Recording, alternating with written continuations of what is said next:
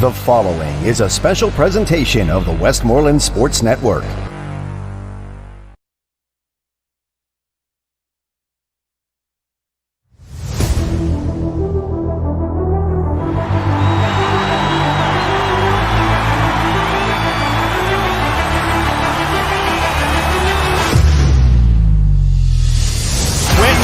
One of the very best players in the entire country.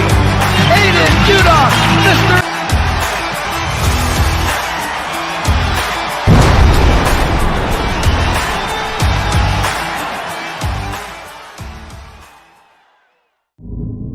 Seton Hill University football is on the air. Teska over the middle, Rubrick. Touchdown, Griffins, 35 yards, Greensburg-Salem representing here at Offutt. Teska will play fake this time to McGriff. He's going to throw one here to the near side. It's caught for the touchdown. The Griffins from the 10-yard line. And he's got the first down. He's got a lot more. Down the sidelines, 86-yard touchdown. This is 2024 Griffins football. Live on the Westmoreland Sports Network, presented by D'Annunzio's Italian Restaurants. 4 decades of Italian home-style dining at its finest. By Sendell Volkswagen in Greensburg. We would love to meet you. By Westmoreland Drug and Alcohol Commission, making recovery a reality. By Independence Health System, expert care here. By Bowser, that's the power of Bowser. By State Farm agent Alex Hetrick in Delmont. Like a good neighbor, State Farm agent Alex Hetrick is there. By the Collision Shop by Jason Mignon in Greensburg, changing the way your vehicle is repaired. By Smale Kia in Greensburg, reputation, value, experience. By Play It Again Sports in Greensburg. See you at the store. By the Mike Reese Memorial Fund. Advancing youth athletics from the ground up. And by Seton Hill University. Find your forward at Seton Hill University. Now, the Westmoreland Sports Network presents Griffins Game Day. Powered by Bowser on the Westmoreland Sports Network.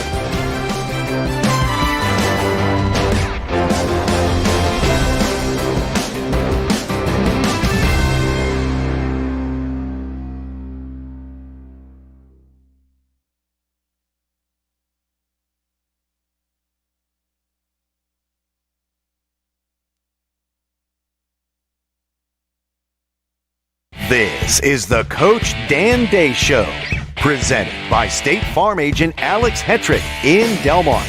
Here's Sean Myers and the head coach of Seton Hill University, Dan Day.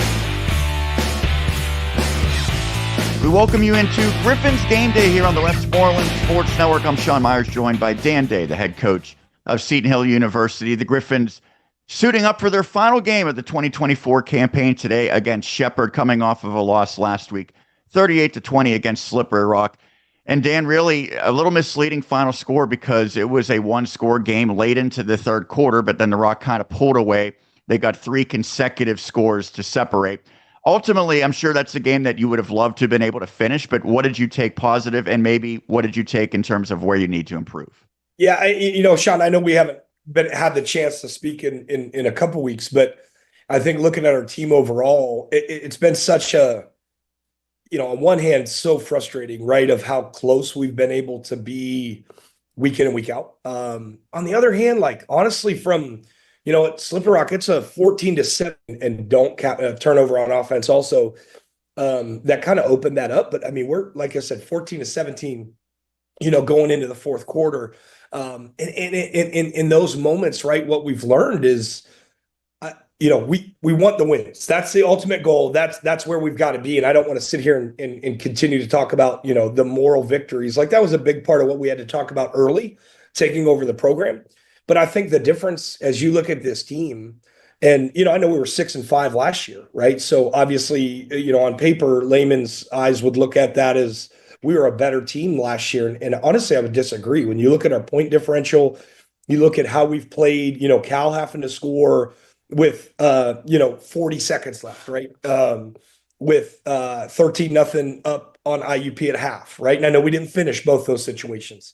Fourth quarter, going into fourth quarter against Slippery Rock, 14-17, right? And then they really opened it up in the fourth. And so from that standpoint, right, I think that you've seen a completely different Seton Hill, right? What we haven't done is get over that last hump of the confidence to go win those games in that situation.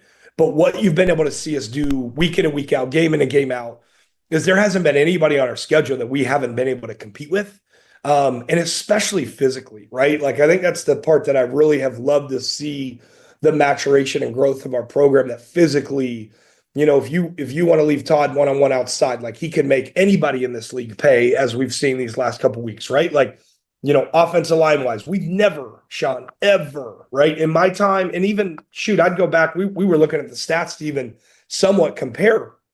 We ran for 181 against Slippery Rock. Like that, those things weren't happening. We weren't able to compete to that level and play physical football. So I think that's what you're seeing out of Seton Hill. And I know everybody wants, myself included, right? Like, we want the wins. That's what we're here for. That's what we've got to get. But I'm really, really pleased with our growth as a program to have closed that gap week in and week out and could play with anybody.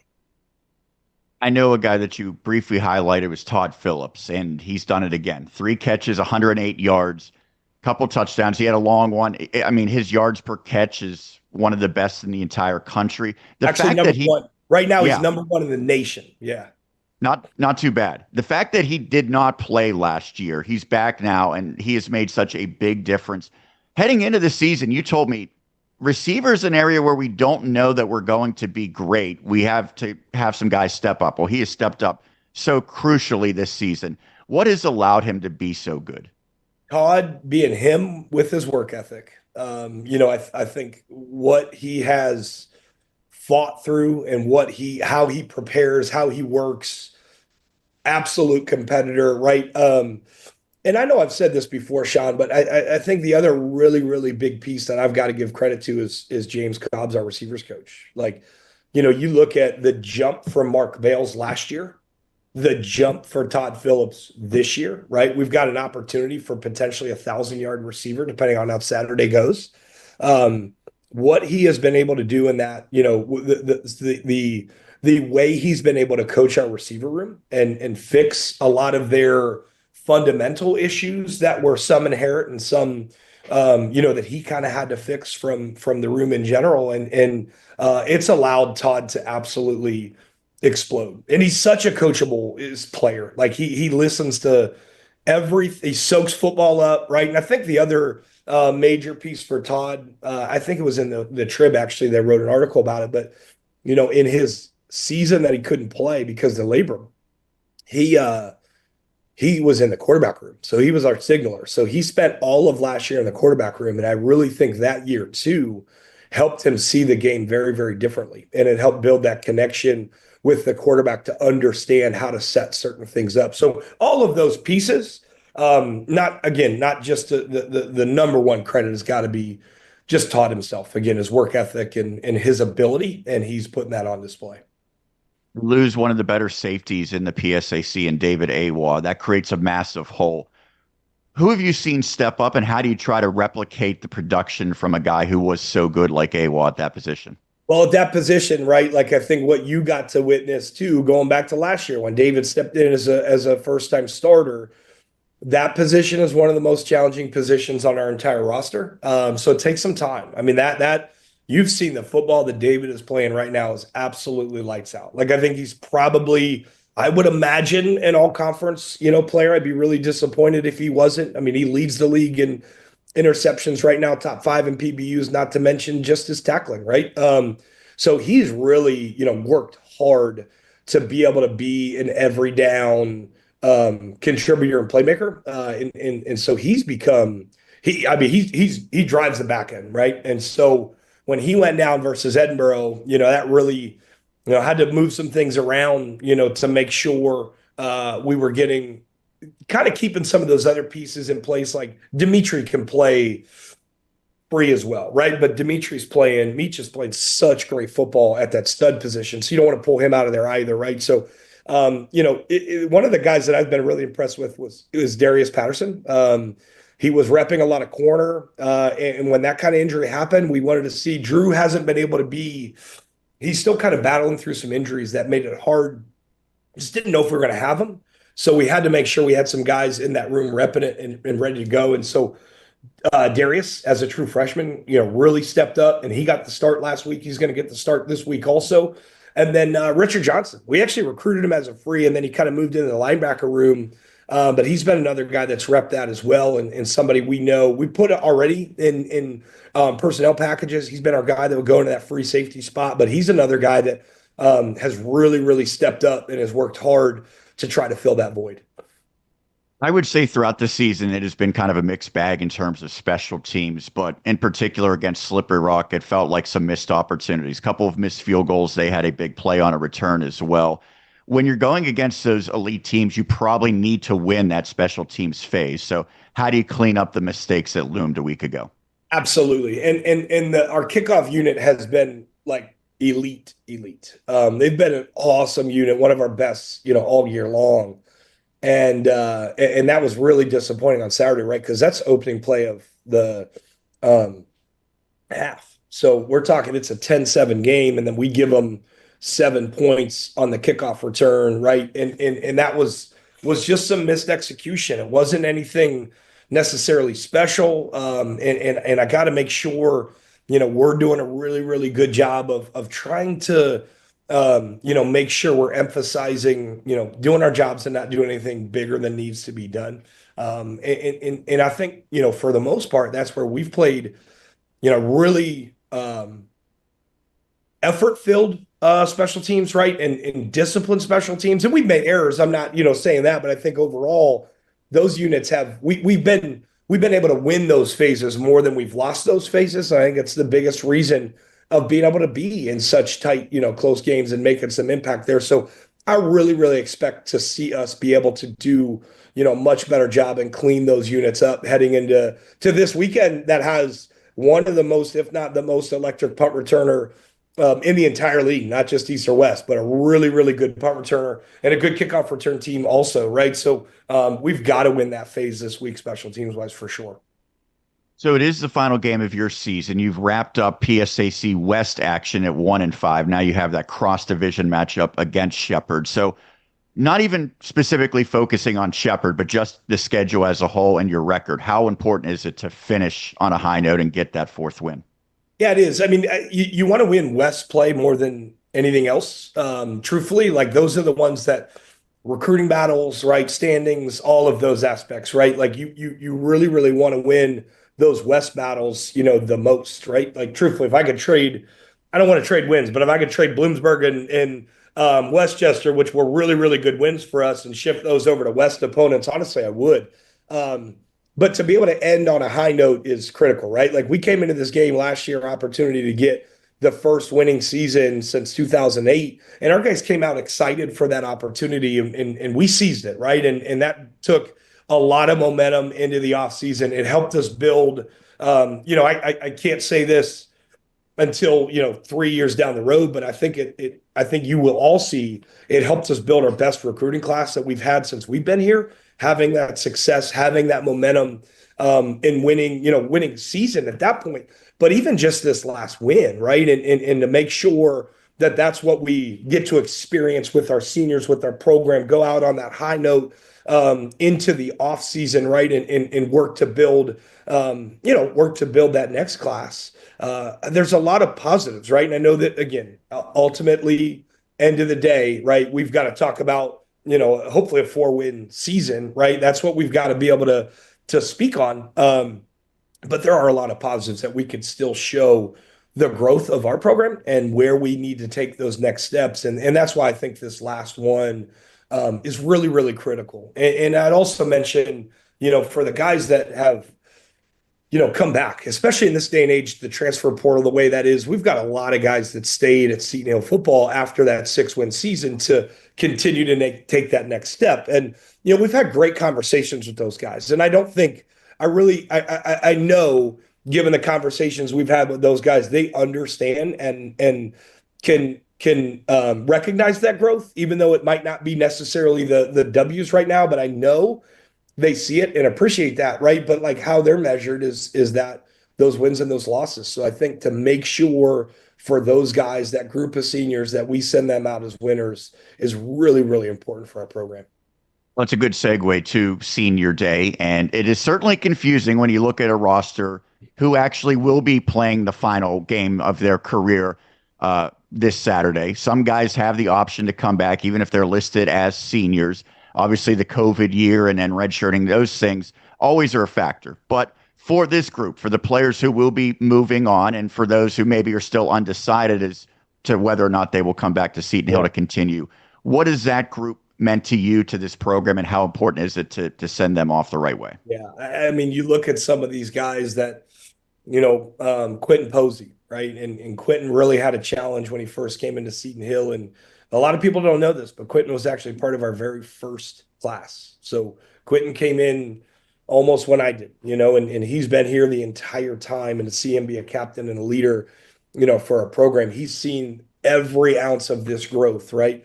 Paul, he was the next class, but Paul Newell, coming back for his graduate season to play, his last games, with us, Tyon Battle, has played a lot of football here for us. Has really started since he was a freshman. So he's started in various capacities, for 4 years for Seton Hill football. And Josh Cohen, right? Like, you think about the impact. I mean, I'll never forget talking to Roger after the spring game. Like, that's when he popped, if you remember, down at Penn Trafford after, that was the COVID year when we had to have that spring game there and kind of, make that a bigger deal. But that was a major moment for him of just showing who he was becoming, and the effort he's put in, to our program. And those guys just mean the world to what we've been able to do and become and create. And again, I feel like I've said it a couple of times, Sean, but I want more wins. Don't get me wrong. They want more wins. I know that. And I feel bad that we don't have more W's on that schedule to give to them. But what they've been able to build, we're not Seton Hill of the past. We are not Seton Hill of the, 2010 to 2019 range, where we were the game that everybody could mark off that's a win, right? Like, we've got to finish, no doubt about it. We've got, parts of our program that we're going to be able to, develop and talk about in the offseason and get these guys to push to that next level and that next step. But man, these guys have been the biggest part. All these guys that are here right now were a part of that 6-win season, right? They're part of that growth in our program and everything that we've been able to do and create. And so, the what they have given to this program just absolutely means the world. And I want to make sure we get this win for them. So we now look to Shepherd, the opponent, for the final game of 2024. And this team is not far removed from being one of the very best in all of Division II football. Last year, they made the NCAA tournament. They had 9 wins. A few years ago, they were truly maybe, a top 5 team in the entire country. So one thing we know about them is they've been prolific offensively at quarterback, but it seems like this year's version is a little bit different. So what do you see when you look at the Rams in 2024? Yeah, I mean, I think it really, the majority of their struggles right now, it looks like, has come down to quarterback play. I mean, that's, as you mentioned, prolific in the past.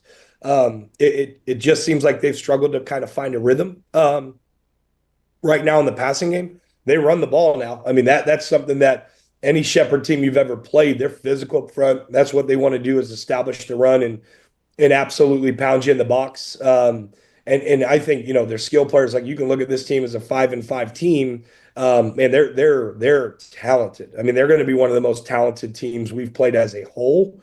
Regardless of the 5-5 record, I think they've just struggled, kind of get that offense really, really clicking. Now, if they get the run game going early, it doesn't matter. That's where you're seeing them, they're 5-1 when they win the rushing battle. 5-1, right? So obviously that's a major key for us, is having to shut down, their run game. And then defensively, like, they are stout. I mean, strong in the box.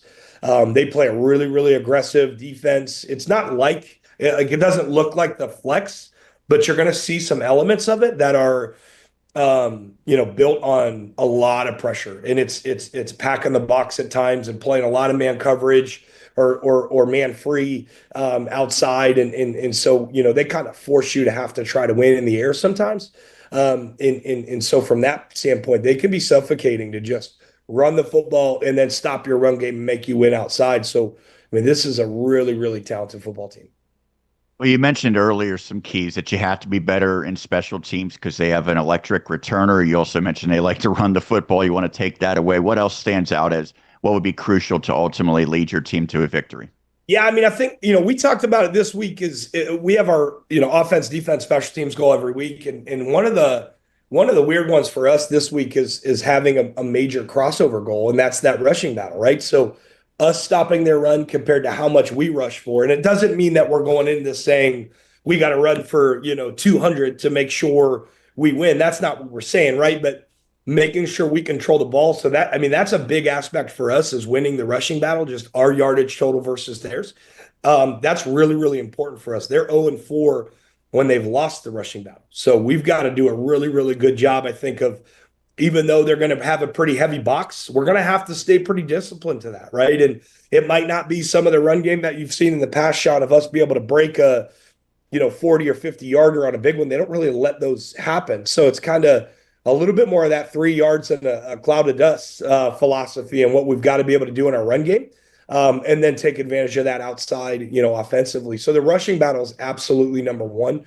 And then for us, it's got to be turnovers, right? Like we turn the ball over in a critical moment against Slippery Rock when that game was still a battle, right? So that's a big one that we gave up. And when you see us playing, our best football, I know it's football in general, right? But I think when you see that in general, turnovers have got to be a major aspect and element of what we're taking care of to make sure we're clean this football game. Dan, thanks so much for doing this today and all season long. I appreciate it. And hopefully we have one more interview with you in a few hours after a Griffins victory today. Thank you very much, Sean. I know I've said it, man, but like what you guys do, Dan, your whole crew, Roger, obviously, you taking the time and I know you've really had to step into multiple hats, but what you guys do at Westmoreland Sports, not just for Seton Hill, like everything you do for our sports programs and the coverage, but all of the local, Westmoreland County sports programs, like, you guys are absolutely top notch, and I appreciate everything you guys do for us. Thank you so much for those kind words, Dan. We appreciate it as always. That is Dan Day, the head coach of the Seton Hill Griffins. We'll step aside quickly and continue. Get you ready for the opening kickoff right here on the Westmoreland Sports Network.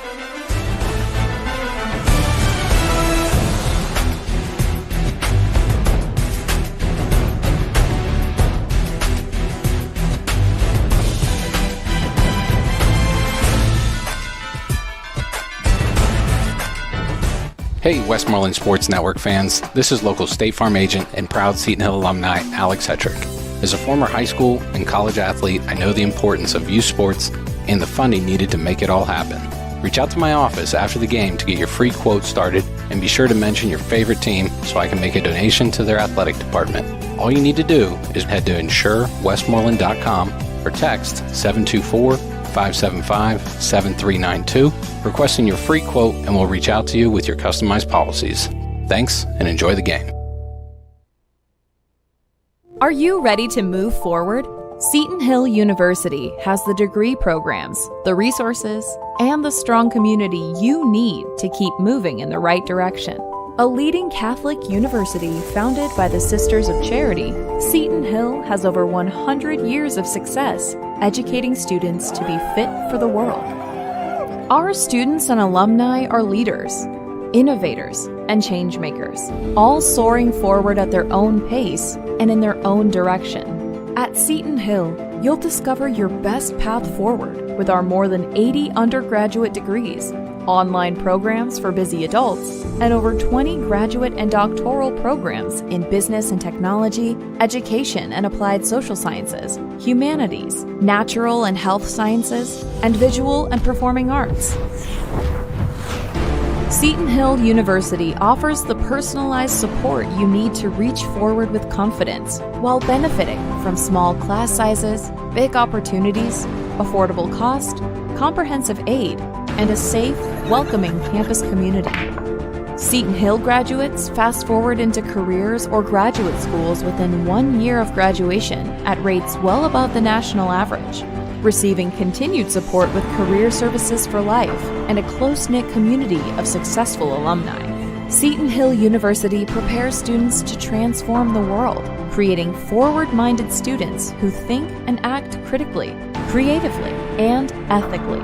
We achieve more when we find ways to welcome, learn, celebrate, and serve together.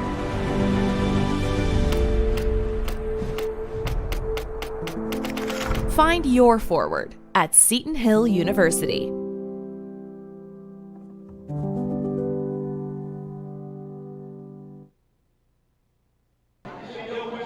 Just about set to get this one underway on Senior Day here at historic Offutt Field. The Griffins and the Shepherd University Rams wrapping up the 2024 campaign. Sean Myers joined by Roger Downs. We appreciate Dan Day taking the time, as always, to join us on Griffins Game Day, getting you set for this noon kickoff. And Roger, obviously the record not where the Griffins want it to be, but an opportunity here to finish on a high note, to get their 4th win of the campaign. It would be their 3rd win in PSAC cross-division play, and it would come at the expense of a team that in recent years has been amongst the very best, not in the PSAC only, but in all of Division II. Now, it's not the same Rams team this year, but it's still a pretty significant accomplishment if the Griffins knock them off. And of course, we mentioned Senior Day.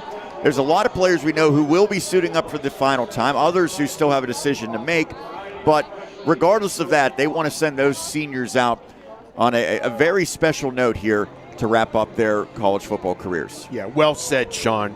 It's a bittersweet moment for members of both the Shepherd University and Seton Hill rosters for those young men that indeed will be playing their last football game, and the respective teams and coaching staffs would love to send them out with the victory and also use a victory as a springboard to next season. Football's a little different than most sports, I would say, in that when you no longer play it at a competitive level like this, there's not really much of an alternative to continue a football career. Very few, if any, of these players will be going on to professional football. And not to say that it's completely impossible, but it would be rare.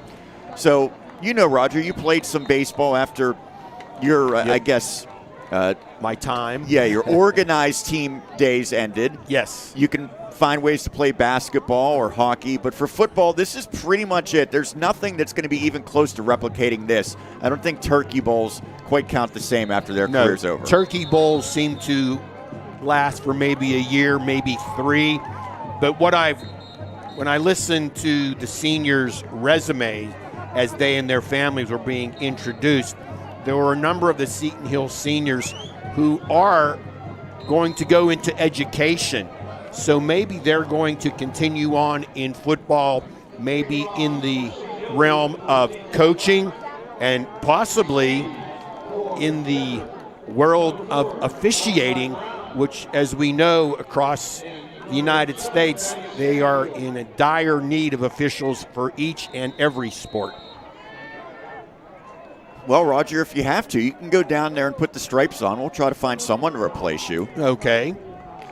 I could do that. Maybe, maybe not. It's a little bit warmer up here right now than it is down there. Jack Wagner, one of those players suiting up for the final time, sends this one away. And the kick is handled by Miles Greer, the electric returner. And on cue, he's got a big one, and he is hammered by Wagner out of bounds, but not before he crosses the 40. Greer is a special one, more so as a punt returner than a kick returner. My mistake, actually. That was the other number 7. So this is the confusing part. They have the best punt returner in the conference in Greer, But that was Thad Stanfield, number 7 also, who is a good kick returner for them. So if you see number 7 back, whether it be punts or kickoffs, you probably don't want to kick it to him. The 45-yard line is where this drive begins for Shepherd. Yeah, Stanfield out of Bowie, Maryland, transfer from Edinburgh. One PSAC school to another. Brown in the backfield. He gets the first carry of this contest. And it's a good one. Goes for about 8 yards for Malachi Brown, closing in on 600 yards this season, and that carry actually puts him over it as Ben Weaver loses his lid, and he will have to exit momentarily for the Griffins. Weaver, who was the conference leader in sacks a year ago. Yeah, on that last play, Sean, Seton Hill a little late in aligning defensively. It's an offense that typically has been incredible passing the football. This year, not so much. Lek Powell is their signal caller. He has thrown for over 2,000 yards as he gives this one to Brown on a sweep action. He's got the first down and more. Angled out of bounds, but not before he achieved the Griffins 40. Let's look at the starters for Shepherd. Left to right along the offensive line. Number 70, Wyatt Pelicano. 74, Curtis Jefferson. James Bell, number 68, is the center. Caleb Herb, number 76, and 71, Brandon Carr are on the right side. Cameron Dorner, number 3. Jeremiah Taylor, number 5. And 44, Jack Rosnidge, are the wide receivers. Malachi Brown, number 4, is the running back. Ryan Jester, 82, the tight end. And Lek Powell, number 6, is the quarterback. Powell passing, and behind his intended target, Dorner, who is one of the better receivers in the conference, ranks in the top 10 in receptions, yards, and receiving touchdowns. But that time, they could not connect with him. Could not do that, Sean, and you alluded to the great passing in the history of Shepherd University, and we can look no further than with the Chicago Bears. Tyson Bagent. And when the Griffins last played Shepherd, he was in a Rams jersey as a freshman, had a good game, kind of a prelude of what was to come. Powell dumps it down, and good job yards after catch on that reception by Harrison. Or excuse me, that is Swinehart. These double numbers, Roger, have got me off my game early. Yeah, they have an awful lot of them, Sean. Tackle on the play by Whitehead and McCormack. We've said that a number of times this year. There's also another Bagent on the roster, redshirt freshman quarterback. Surprise, surprise. Yeah, that's Ezra. Has not completed a pass this season, so I don't think he would likely factor into the plans today. Certainly the Rams hope that they won't have to use him, as this is a quarterback keeper by Powell, and he's got the first down. His running numbers, and often you see this at the college level, they do not look good. He's in negative yardage, but obviously you see on that, he's got some speed to him. So even though he might not be prolific running the football, he does give them a little bit of a dual threat on certain plays as he moves the sticks. And all of a sudden, Shepherd at the 25 in Griffin's territory. Yeah, Rosnidge, number 44, nice block there on the right side. From the right hash. Straight handoff up the gut, and finding a little bit of room that time is Brown. He went over 1,000 yards last year. He actually went just a yard shy of 1,100. He ranks second in the entire conference in rushing yards last season, but his number's not quite as good this year, and I would imagine in large part because they don't have the passing threat that takes some of the pressure away from him and moves some of those guys out of the box this year. Yeah, move them around a little bit. Late substitution by Seton Hill. A year ago, it was a WPAL product, Seth Morgan, who had a terrific season, passing for just shy of 3,000 yards. He had 24 touchdown passes. As a missed tackle by Tama, Brown able to shake out of that, but not a lot of running room as the Griffins force him out along the Shepherd sideline. That brings up third down. Yeah, a lot of help there from number 6, Takari Boone. Look at the defense for Seton Hill. Number 12, Josh Cohen, and 56, Ben Weaver are the DNs. Dom Caracciolo, 52, is the nose. The flex linebackers, number 1, Richie McCormick, and Wyatt Schluss, number 15. Takari Boone, 6, is the Mike. The Rover, Quentin Posey, wears number 7. Darius Patterson, 35, the free safety. Dimitri Whitehead, number 2, is the stud. As they get in him, and then a sack by Cohen as one of the players who is playing for the final time today. Josh Cohen gets home, and that brings up 4th down. Yeah, Josh Cohen, senior defensive lineman out of Central Columbia High School, located near Bloomsburg, Pennsylvania. It's going to be a long field goal try by Baker, about 43 yards. His long this season is 37.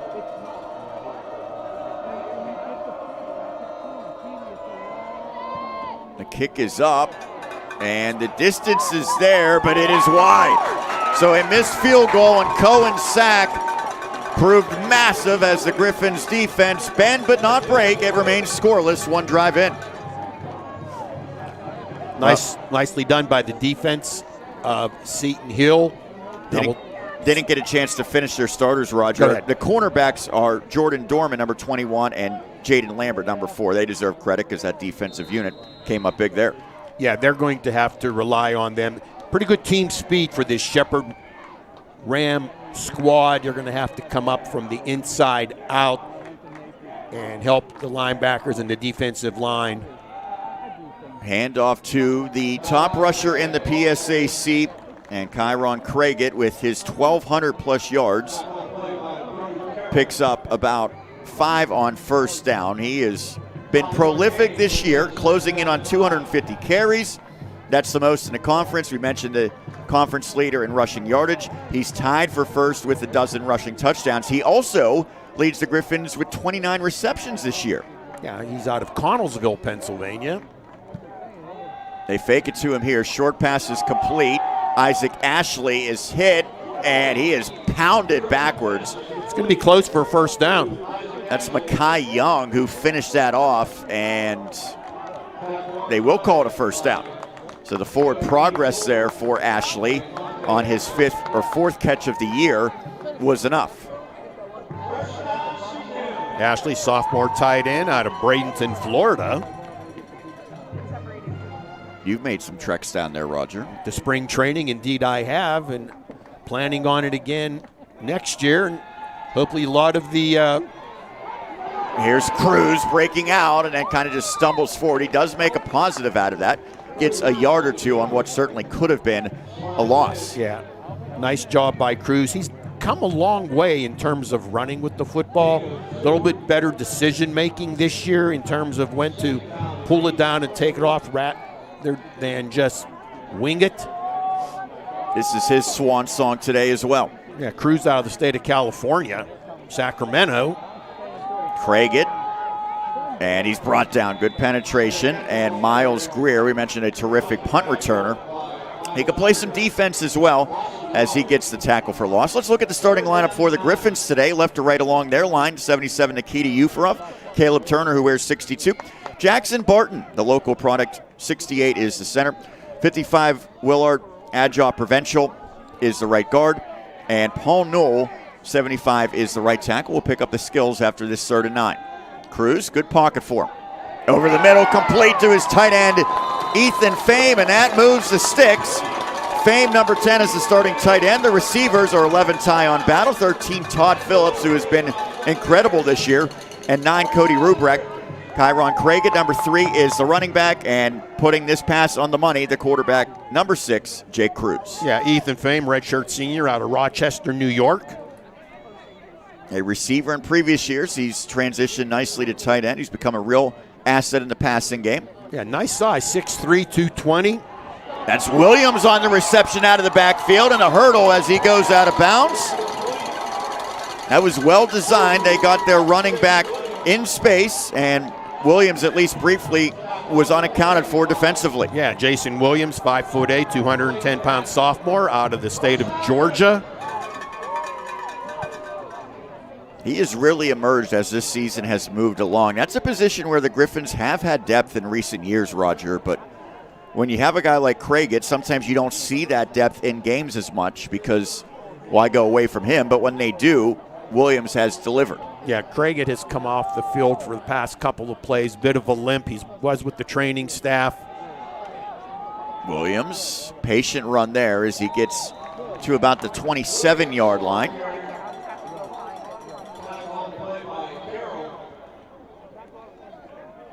You see the Griffins big guys up front creating those passes. Dan Day works very closely with the offensive line, and there's a 2-point takedown.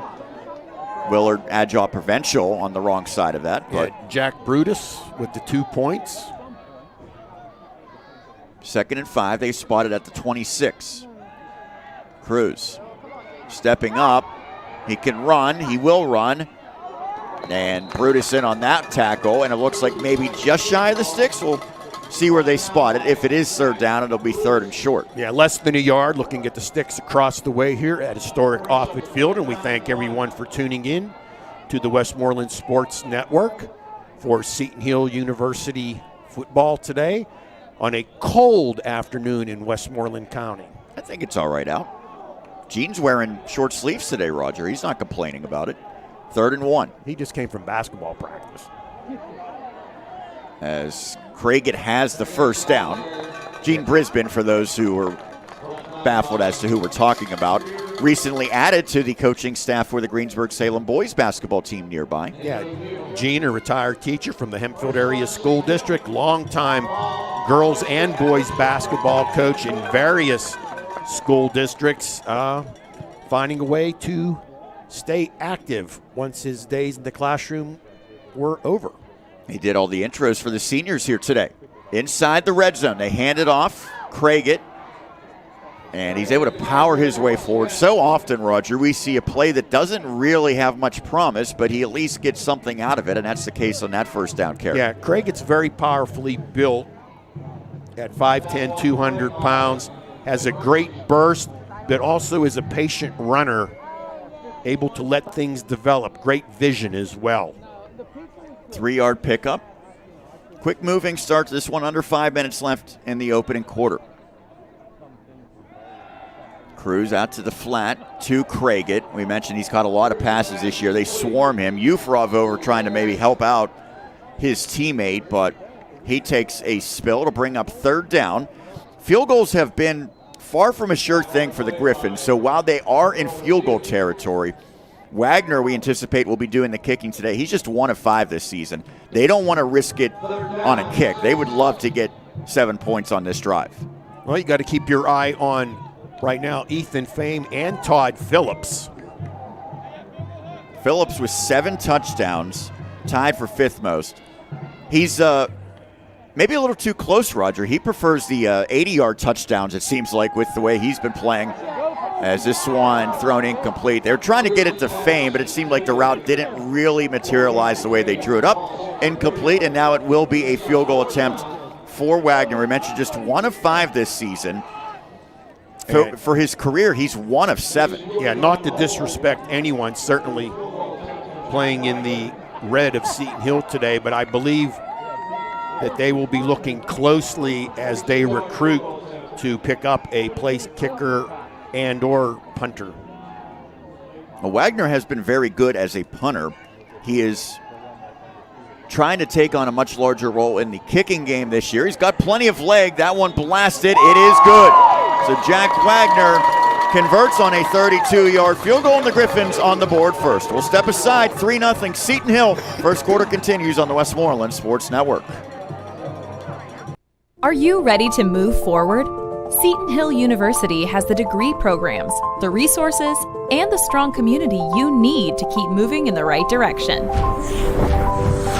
Focused on welcoming, learning, serving, and celebrating. With over 100 years of success educating students to be fit for the world, we know that everyone's way forward looks different. Find your forward at Seton Hill University.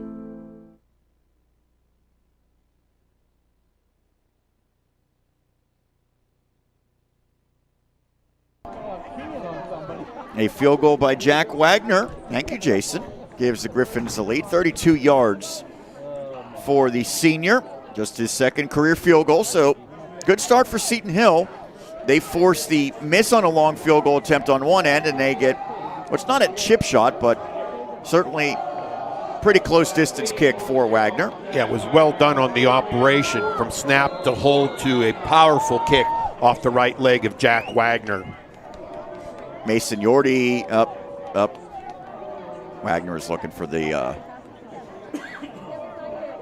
Little handshake or high five there as he sends this one into the end zone. Dorner lets it bounce, and so the drive will begin at the 25 for Shepherd. The Rams under the guidance, as there's a little scuffle after the play, of Ernie McCook, 7th-year head man, and he is Shepherd through and through.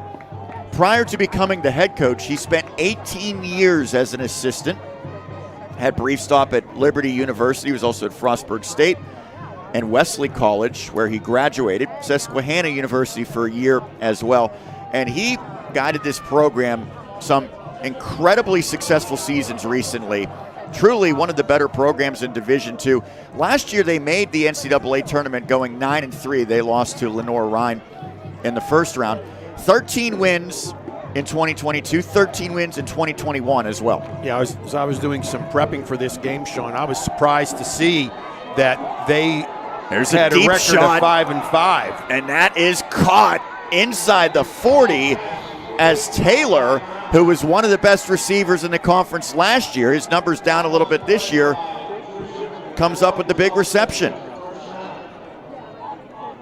My mistake, that was Brown actually, the running back, who was able to snag that one, making a really nice move against Boone. They had a linebacker trying to cover him, and he looked like a wide receiver on that one, did Malachi Brown.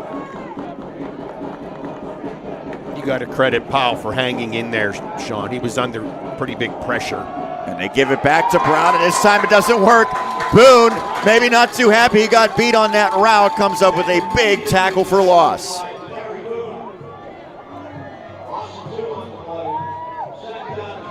Schuessler checks in. Caudle goes to the sideline for the Griffins. It is a 2nd and 12 after that setback of 2 yards.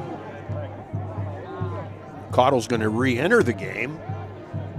He's getting his steps in today. He certainly is. Richard Johnson Jr. also into the lineup now defensively for the Griffins. Now he is taken on an expanded role with the injury to David Awa, the outstanding free safety for the Griffins, who's out.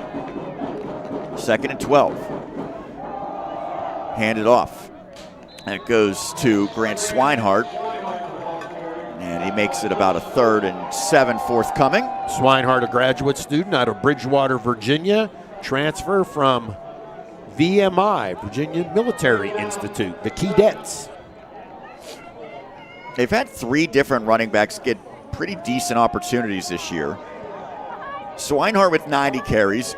Brown with 94, Jordan Barnett with 83. Those are all entering today's action. We haven't seen Barnett on a carry yet, but sharing the wealth. Dan Day said it on the pregame. The matchup of running games is crucial today. They want to win that rushing battle. 3rd and 7. Brown, and he goes forward by a couple of yards, and now it creates a decision. They just had a missed field goal. I would think they would probably keep the offense out here on what's going to be 4th and about 4 yards to go. It's actually going to maybe be closer to 5. But either way, I think they are going to keep the offense out here, Roger. And certainly the missed field goal in the first possession, I would imagine, factors into that decision. Yeah, Barry Hill, senior wide receiver, transfer from West Virginia State, entering the lineup for the Rams. 2 wide to the right of the quarterback, Powell. They're in a pistol formation. And he's under duress. Schuessler can't bring him down. They stay with it. Cohen in pursuit. Pass is incomplete. Well, that was a great effort by Powell to keep it alive, but really the Griffins' penetration blew that one up from the start. Yeah, Schuessler, very nice. Slow playing it from the left linebacker position, almost instinctively thinking they're going to kind of boot this around. Indeed, they did. Schuessler did not get the sack, but did create enough havoc to have the ball turned over on downs. Another positive for the Griffin defense here today. And that's a great effort by Powell, knowing it's 4th down. Might as well just throw it up. He did. He gave his team a chance. Ultimately, the incompletion gives the Griffins the ball at the 29. Fake it the handoff by Cruz. Now he's going to have to scramble. Passing lane was taken away quickly. And so he gets what he can on it. Yeah, I was looking for Tyon Battle. It was JT Kwame Yao, who elevated and took away that passing option. He's the Sam linebacker. We'll look at the defense for the Rams after this 2nd and 8, although it might be bringing an end to the first quarter, so we'll see. We'll get to it at some point, I promise. Anthony Campbell, freshman out of Sarasota, Florida, into the lineup, wide receiver. Handed off to Craiget, and that goes nowhere, and that likely will bring an end to the opening quarter as the Griffins have a 3-0 lead over Shepherd. We head to the second final game of 2024, continues on the Westmoreland Sports Network. I feel like it's definitely very important, like for high school, because a lot of kids, get peer pressured into drinking and doing drugs. So like doing the events like in a school setting, I feel like definitely like try to prevent kids from like going to like parties and drinking and driving and doing drugs and being peer pressured. We just want to, talk about the dangers of the substance abuse in our community, and we want to help be a part of stopping that. At Smale Kia, we're expanding, as in raising the roof. We're building something amazing. But for now, we'll be working out of tiny little trailers with off-the-top savings. Like a 2025 Kia Sportage EX all-wheel drive, lease for $299 a month. Or a 2024 Kia Forte LXS, only $175 a month. Plus, get 0% APR financing on select 2024 Kias. We're taking savings to a whole new level at Smale Kia.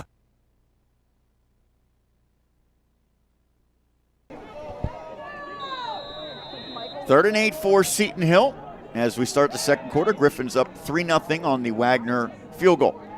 Shepherd bringing a blitz, and they get it out quickly to Craiget. Lowers the boom, and he's got a first down.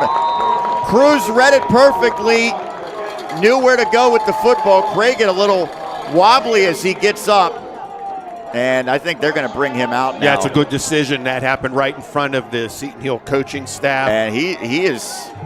He's a bit woozy. Yeah, and that is something, Roger, that, 10 years ago, maybe you'd keep that guy out there, but right now, I think they're going to have to take every precaution as this one goes up the middle with Williams, and he gets close to a first down. That might be 10 yards, and they will move the 6. Let's look at the defense as the Griffins move quickly for the Rams. The rush edge is Jack Brutus, number 0. Brett Quokka, number 8, is the defensive end. The nose tackle is Matt Bednarski, number 58. What a great football name that is. JT Kwame Yao, number 10, is the Sam backer. The Mike is 33, Brody Carroll. Harold O'Neal is the Will. He wears number 1. 31, Naeem Alexander is the star. We'll get to the secondary after this play. Cruz fakes it all day, takes a shot to Phillips and overshoots him. Phillips, the best big play threat in all of Division II football based on the statistics. The corners, the field corner number 2 is Dante Harrison. Caton Batten is the boundary corner. He wears number 5. Gio D. Tolbert, the free safety, is number 6. And Miles Greer is the weak safety, who wears number 7, as you take a look at Craiget. Yeah, number 6, Tolbert, was trailing the receiver on that last play. Tolbert is a transfer from Fairmont State. Phillips, 24 catches for 844 yards this season. And we have a timeout by the Griffins, so we will take one as well. Phillips averaging better than 35 per catch, almost had another long one, incomplete. It's a 2nd and 10 on WSN. Drive like a champion with Bowser Chevrolet of Monroeville. You're always on the winning team with Bowser Chevrolet. Visit BowserChevrolet.com 24 hours a day, 7 days a week, and get the power of Bowser in your hands. Customize your payments, apply for financing, get a value for your trade and more with the Bowser Express Store. See the full lineup of Chevy cars, trucks, and SUVs at BowserChevrolet.com. Bowser Chevrolet, where the power of Bowser is yours.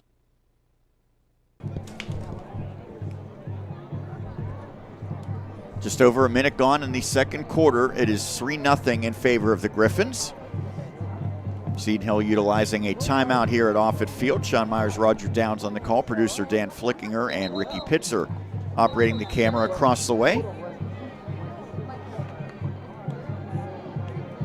Final game here of the 2024 campaign. Griffins coming off of a loss at Slippery Rock, 38-20. Game that really got away from them in the second half, but they were right in it well into the third quarter. And then the Rock went on a run. Special teams really was kind of the undoing in large part for the Griffins in that game. 2nd and 10, Cruz, pass is complete. That's a much shorter variety connection with Todd Phillips as he gets about 6 yards down just shy of the 40. Craigett's going to return to the lineup. It's going to be out 3rd and 5, 5.5.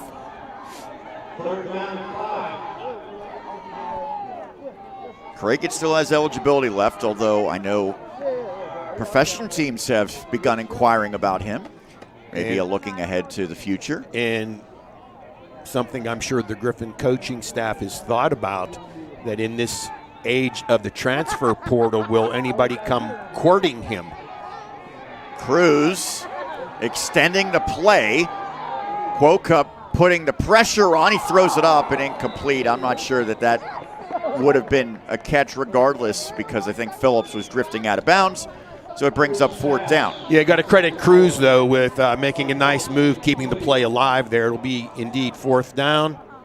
Well, it's a part of the field where you have the option to go for it, but I think the Griffins are going to punt this one away. Chance to flip the field, but as you alluded to early in this one, Sean, their punt returner is fantastic. Miles Greer has a punt return touchdown this year. He had one last year as well, averaging 12 yards on returns this year, which is really just an outstanding number. 2nd best in the conference. No return here. It's a fair catch, and he makes it inside the 10. So 12.0 yards per punt return. We mentioned that's outstanding, but it pales in comparison to what he did last year, Roger. As a freshman, 22 returns, so not a small sample size, 17.3 yards per punt return. Typically, if you're, returning 6, 7, 8 yards, that's okay. So to double that and then some really speaks to the talent of Greer, but that time Wagner did a good job to make sure that there was no return. Yeah, Wagner took his time with the punt. Handoff goes up the middle. That's Barnett. And decent gain on 1st down for a team that has really had to shift much more to the running game this year than in previous years. Jordan Barnett, redshirt sophomore, transfer out of Southern Utah. We mentioned last year Morgan was a good quarterback for them. Completed nearly 66% of his passes. 24-11 touchdown to interception. This year it's a 14-10 touchdown interception for Powell. As the Griffins get in the backfield, strong running by Barnett, trying to get back beyond the line of scrimmage, and he was able to do just that. You go back a few years ago with Bajan, who you mentioned is now with the Chicago Bears, Roger, and he was thrown for around 5,000 yards per season. Yeah, as I said a short time ago, Sean, Shepherd is used to having successful seasons. 5-5 has not sit well with them this year. Pass is tipped and incomplete. Cohen again wreaking havoc. Well, if you can't get to the quarterback, you hear it in the broadcast, college or pro, each and every game. If you can't get there, put your hands up. Cohen did that. Knocked the pass down. If that one gets through to the running back Brown, he might have a 1st down. He might have more than that potentially. You'll see from this angle. Well, McCormick and Boone were both in pursuit, but I'm not sure either one of them would have got there in time. Barrick punts it away. Short, ugly-looking punt. And it's a live ball fumbled. Zimmerman, who is not the normal returner this season, elevated, trying to make the catch. He was contacted. I don't think he had a chance to field the ball. Well, there is a flag there, so we'll see.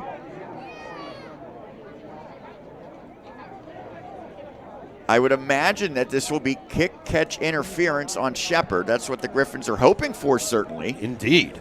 They're without Jalen Minter. He's been their primary punt returner. They thought maybe Cody Ruprecht would get some opportunities, although he's been battling some minor injuries. So Zimmerman, a guy who has plenty of experience returning punts, gets his opportunity here. And even if this ultimately does go against Shepard and allows the Griffins to keep the ball, that's probably a decision he would like to have back. Yes, and without a doubt. So it is kick-catch interference on Shepard, so the Griffins maintain possession.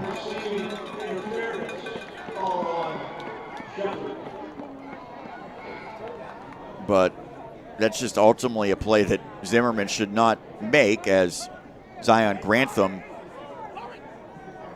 excuse me, that was Alexander, I believe. They're going to make them kick it again? Yes. Yes, they will. Which is interesting, right? Because I think the field position was going to be pretty good there. And let's see if, Zimmerman indeed will be deep to receive again. Well, I'm guessing he's not going to leave his feet trying to field this punt. Yeah, he out of Burlington, New Jersey. Punters is in the end zone. Barrick, who's done a lot of punting in his career, wobbly punt, and it goes out at about maybe the 42, 43-yard line, it appears. So the Griffins will have prime position to try to tack on to their lead. It is a 3-0 advantage for Seton Hill and Dan Day. I noticed in between the penalty and the second punt attempt by the Rams, Dan Day and John Bainbridge had the offensive line huddled, and they had their attention. So obviously they have seen something that Shepard is doing defensively, and they're trying to correct it in the offensive line. From the 42 on the plus side of midfield, Cragen. And he swallowed up. Nowhere to go. A swarm, including Quoquah, there to meet him. Greer also on that tackle. Yeah, so far in today's game, Cragen's taken an awful lot of hits. He's a very durable young man, but mentioned Quoquah was in there. He's the team leader in sacks with 3.5 this season.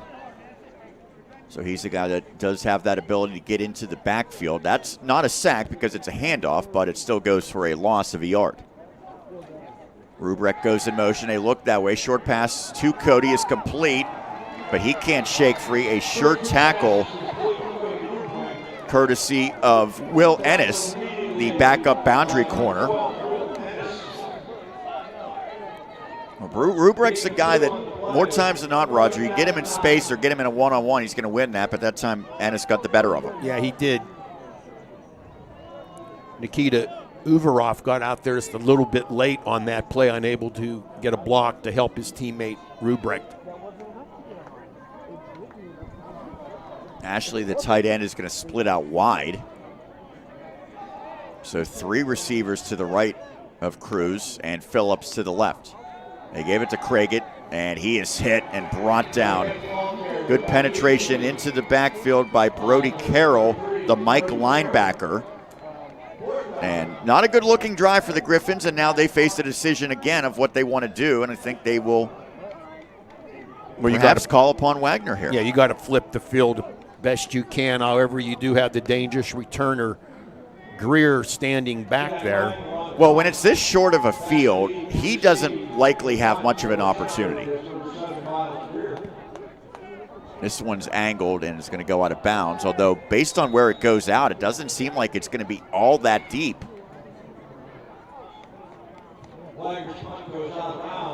So you want to coffin corner that. If you ever played Madden in the early 2000s, you got plenty of practice doing that. This is actually, I think, going to come outside the 20.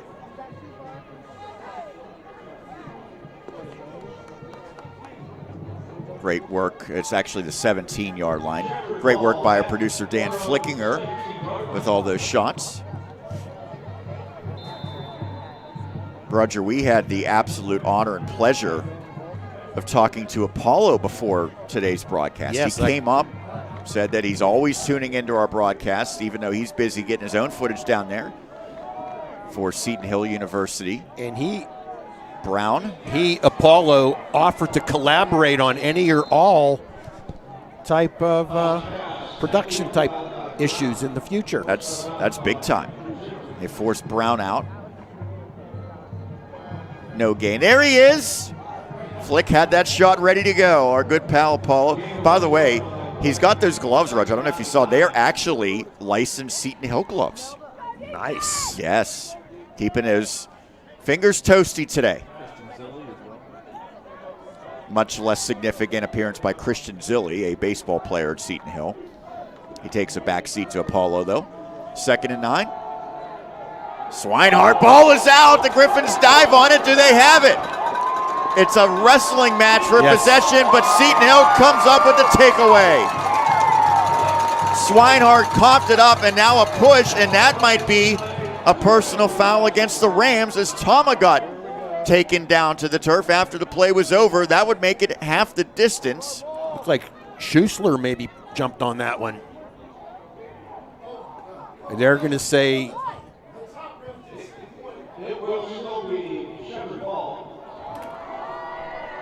well, Gene just said it's Shepherd football. What's the reason for that? They clearly indicated it was Seton Hill's possession. They did indeed. The penalties, I thought, came after the play. There's a personal foul on Shepherd. So I'm a little confused as to what changed with the Griffins initially being signaled as the team that recovered it. Did they not? I thought they had clear possession of the ball myself. Well, I don't know that it was clear possession, but that's a clear fumble, and if an official says that's Seton Hill ball, I don't know what would have changed it. And there you see the foul. So the penalty does back up Shepherd, and it's going to be 2nd and about 20 yards. But that's still a win, I would imagine, for the Rams. If that penalty was after the play, Sean, it may be third down. It is third down, correct. And it's 21 yards to go.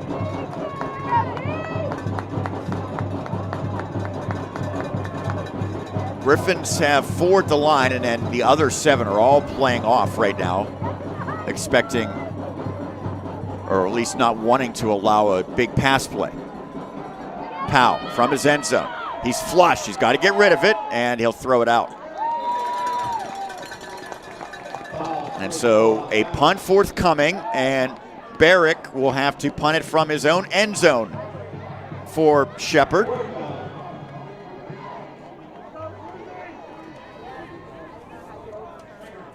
Powell with Richie McCormick bearing down on him. McCormick with 84 tackles this season, 5th most in the conference. McCormick, a junior out of Tucson, Arizona. Zimmerman back. That is a sky-high punt. And it is fair caught at the 45. So more good starting field position. 2nd consecutive drive for the Griffins that has started inside Rams territory. Yeah, they got to start taking advantage of this good field position, Sean. You don't always get it, although you got to credit the Ram defense for causing a lot of that.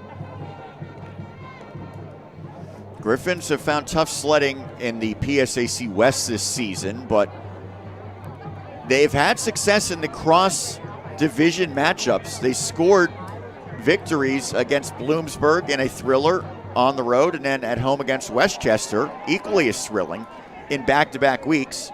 So 2 of their 3 wins have come against the PSAC East, which is where Shepherd resides. Cruz. And he is hammered. Brutus lowers the boom on Cruz for a big sack, a setback of 6. Yeah, that was an awfully hard hit there by Brutus. Senior out of Silver Spring, Maryland. And Cruz, lucky that he did not lose that football. He had that arm cocked back, ready to go. Yeah, Brutus brutalized him. Ran through him.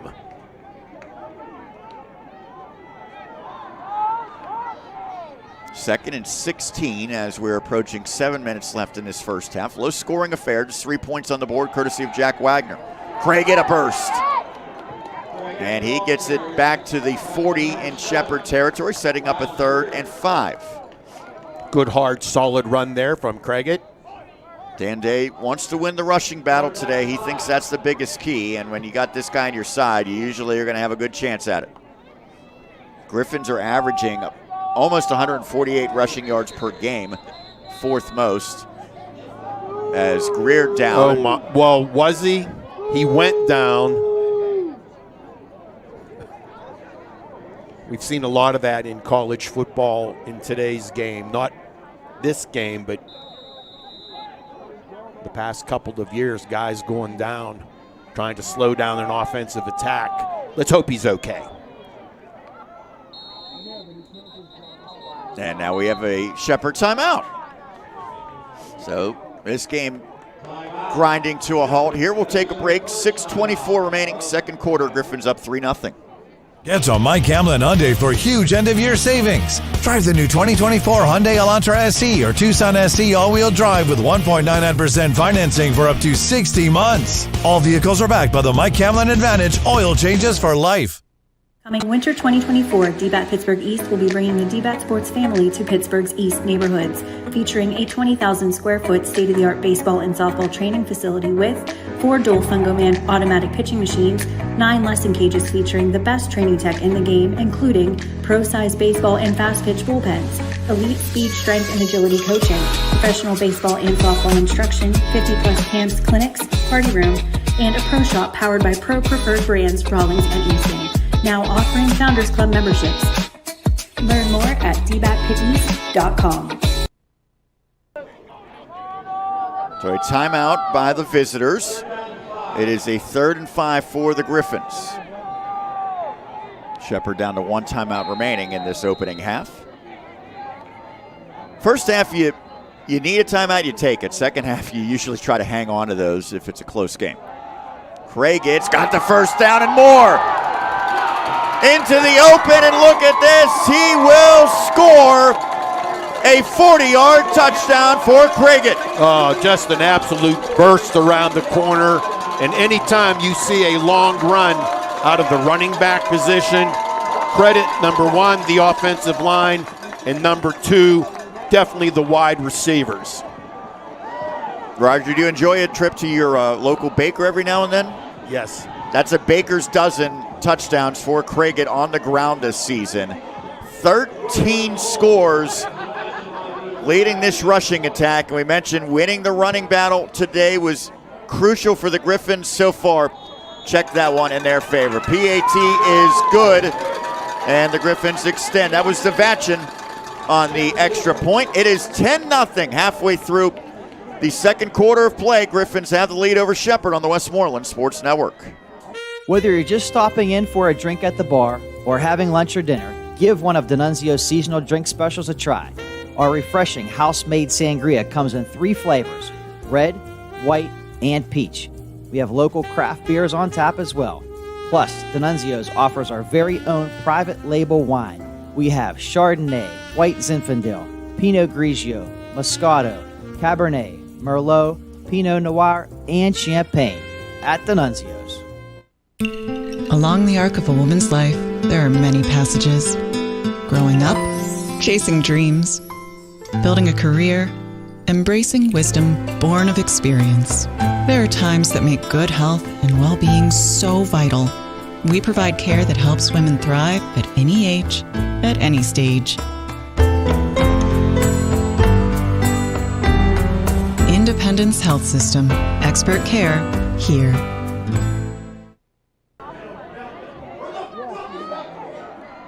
Brown on the return, and he is drilled. Eric Poliquin, a rude greeting to Malachi Brown.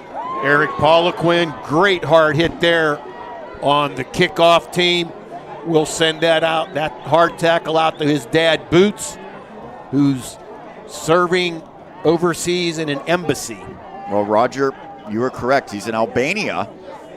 And on this senior night, We send our sincere congratulations to the seniors of Seton Hill football and wish the entire Griffins football team a safe and successful game. That from Boots. Thank you, Boots. All the best from the Balkans, he says. 15-yard line is where this drive begins. Shepard, missed field goal, turnover on downs, and a couple of punts most recently. Powell takes a shot here, and a big collision, and they are going to flag the Griffins. Dorner went up for it, and I believe Zimmerman on the back end will be called for that hit on the defenseless receiver. And now they're going to talk. I don't know that this would merit an ejection, but we'll see. That's probably a conversation you're having at this juncture.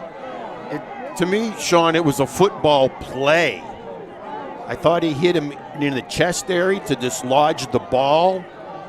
However, in the game of football today, we see a lot of stoppages, a lot of conversations between the officials, and a lot of analysts and broadcasters are a bit mystified at some of the calls that are just football plays. It was helmet first. Was it? There's no doubt about that. That being said, it's difficult because where you look at the receiver's head, I mean, for Zimmerman, he's straight up, and the receiver, Dorner, is kind of leaning into him, and obviously not Dorner doing it on purpose.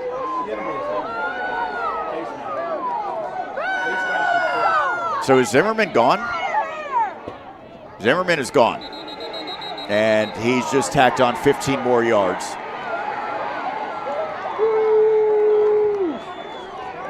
Slamming his helmet on the field.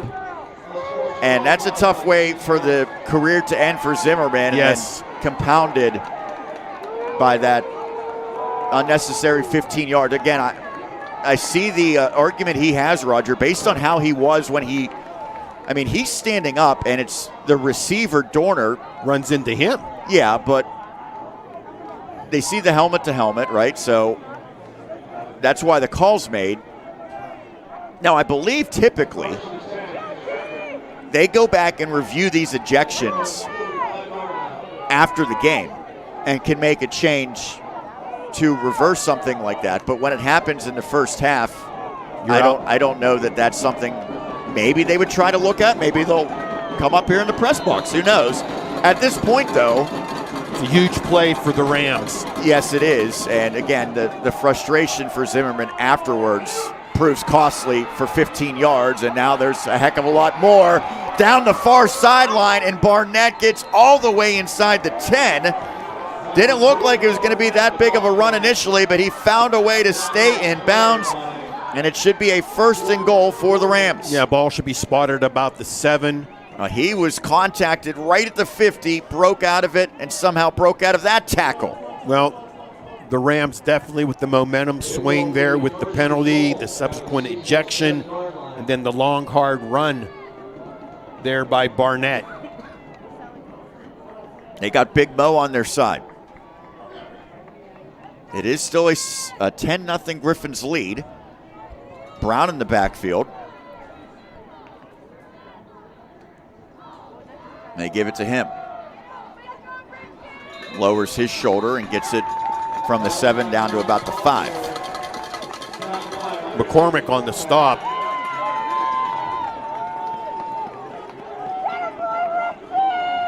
Well, they are really thin now at safety. Yes, Awa was injured. His replacement, Zimmerman, has been ejected. So Darius Patterson got the start, but we had been seeing Zimmerman. We're probably going to see a lot more of Richard Johnson at safety as opposed to the rover linebacker. He's a guy who can play both linebacker and in the secondary. But yeah, Darius Patterson's a freshman out of Warner Robins, Georgia. Handoff, and the player who had the big run earlier on the drive, Barnett, gets that one. And he stopped what looks to be about the 2 or 3 yard line. Well, Patterson, Roger, actually was getting reps at cornerback earlier this season, as they're going to go quickly here on 3rd and goal. They fake the handoff, they throw it, and that is a touchdown. On the receiving end of that one is Barry Hill, who is at an outstanding senior season. and he makes it 10-6. Nice tempo decision there by the Ram offensive brain trust. They decided to go quickly. Seton Hill, throughout this entire first half, has been changing defensive personnel in and out. No chance to do that. And that was Whitehead, who looked like he was inside and then got beat to the outside by Hill, as the extra point is converted by Keith Baker. A big penalty, a big run, and a good conversion on third down has Shepherd on the board. It's 10-7 Seton Hill, second quarter on the Westmoreland Sports Network. Play It Again Sports in Greensburg is your locally owned and operated sporting goods store. We set ourselves apart by offering a wide variety of both new and used equipment at competitive prices, located in the Greengate East Plaza below Walmart. Play It Again Sports' knowledgeable staff will help you and your family prepare for every athletic season. Whether you're looking to buy, sell, or trade, we are here as your one-stop shop. At Play It Again Sports in Greensburg, everybody plays. The Pennsylvania State Athletic Conference celebrates the athletic and academic excellence of its student-athletes. Last year, over 4,000 achieved at least a 3.25 GPA to earn recognition as a PSAC Scholar Athlete. Athletically, over 70 PSAC teams qualified for the NCAA Championships. Champions on the field, champions in the classroom, making the PSAC proud.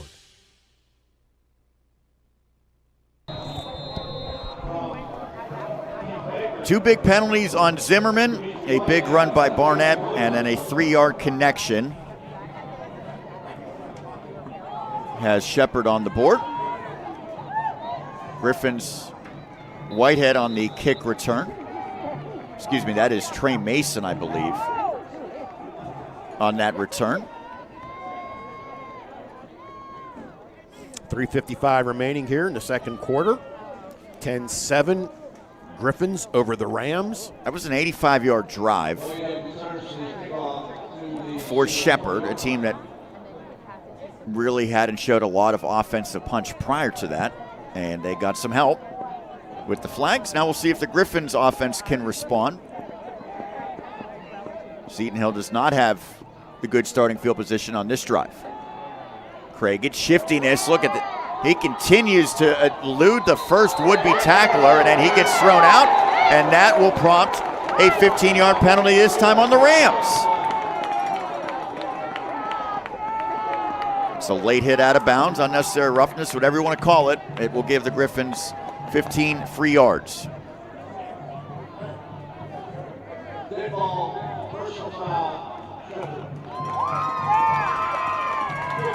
Tyon Battle likes that one. Oh, indeed he does. Well, look at this first move here. Goodness, that is impressive. As he was able to shake the linebacker Carroll, and it's the throwdown at the end. I think if O'Neal, the leading tackler, had just kind of ushered him out with that grip, it would have been okay, but he tossed him down at the end. Harold O'Neal with 70 tackles entering today's action. Gets credit for the tackle there, but he also gets the 15-yarder. Back to Craigett. And this time, second, third, and fourth tacklers. Carroll ultimately the one who finished him off as he gets a gain of about 3 yards. Approaching 3 minutes left in this opening half. Griffins still have the lead, but that lead has been trimmed to 10-7. Yeah, Craigett is a running back. Not afraid to turn the quarter, not afraid to get his nose dirty between the tackles, Sean. He's a do-all back, and as you said, he leads the team in receptions as well. Cruz. And he is brought down. He took a hit late and looks like he's okay. So that brings up 3rd and long for the Griffins. Final game of 2024. If anyone would like to chime in, send us a message. How can they do that, Roger? Well, in the upper right-hand corner of your screen, there's a small envelope. You can click on the envelope, follow the instructions, and it will come to our producer, Dan, and he'll pass it off to us, and we will read it on the air, time permitting. 3rd and 9. 4 on the play clock. Short pass to Ashley. They're using him more today, although he gets popped by Kwame Yao. Looked initially like that was maybe going to yield a first down. It did not, and it takes us to the 2-minute timeout. Yeah, it looked like that had more promise than it did. Yeah, it was a good block by Rubrek, but Ashley stopped short. A likely punt forthcoming for the Griffins. We'll take this timeout here on WSN. It may be small, but it can bear over 4,000 times its own weight. And that's just the door hinge. Sturdy design, all the way down to the smallest detail. The Taos. Hop in. It's a VW. For a great deal on a new 2024 Volkswagen Taos, visit Sendell VW in Greensburg. SendellVW.com. I am the swiftest creature alive. I can make it. I will make it. That's where we come in. The Collision Shop by Jason Mignon is your one-stop shop for all things auto body repair. Our experienced technicians and state-of-the-art facilities have you covered. Body repairs, refinishing, glass replacement, and more. Our friendly office staff is happy to assist you through every step of your vehicle's repair process. Visit thecollisionshopbyjason.com for our complete list of services. Wagner to send this one away. Just under 2 minutes left in this first half play. Not a great looking punt. And the Griffins, maybe that one rolls if they let it bounce. We'll never know as Selensky stops it. And so with 2 timeouts remaining, is that correct? Is it 2 timeouts for Shepherd? Okay. So they have an opportunity here, Roger, to get points, either tie the game on a field goal or if things really go well, maybe take the lead heading into the locker room. That would be big for Shepherd. Conversely, the Griffins have to do everything in their power to make sure that they maintain a halftime advantage. Well, the last drive from Shepherd, 85 yards on 4 plays, ultimately ending with the touchdown. They run the football here. Nice burst by Brown. And gets about 8 yards on first down. That sets them up to use anything in the playbook here on this second down. They give it right back to him. First down gainer and more sidestep, and he gets near midfield before Boone ultimately wrestles him down. Timeout, Shepherd.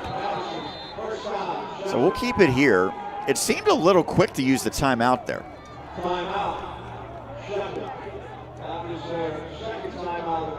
Right? I mean, the clock's going to stop when they respot or move the sticks there. Yes, in this under 2 minutes remaining. So now they have 1 left, but they're already close to midfield. Yeah, they look like a different team following that targeting penalty, Sean. Yeah, as far as moving the ball. Yeah, sometimes it's a turnover that completely changes momentum. Sometimes it's a big play. Sometimes it's a big penalty. And it wasn't just this penalty here. It was the disqualification of Zimmerman, and then in his frustration slamming the helmet, 15 more yards were tacked on for an unsportsmanlike. We'll see if they come up here and maybe look at that at the half, Roger. I don't know the protocol for that, but they're going to look at it in the locker room. All right, well, Flick, you better get your monitor and take it down to the locker room for him then. The wireless monitor.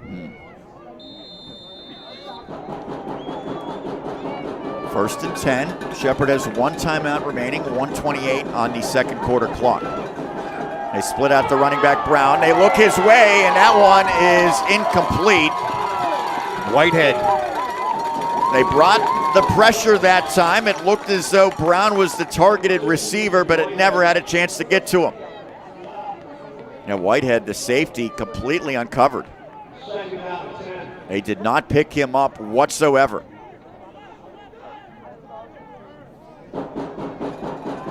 Whitehead's made some plays this year, 4 interceptions. He trails AWOL in that category, but he's tied for 3rd in the entire conference. 4 49 tackles as well. Last year he had 5 interceptions, so he's a guy who can make plays. Powell.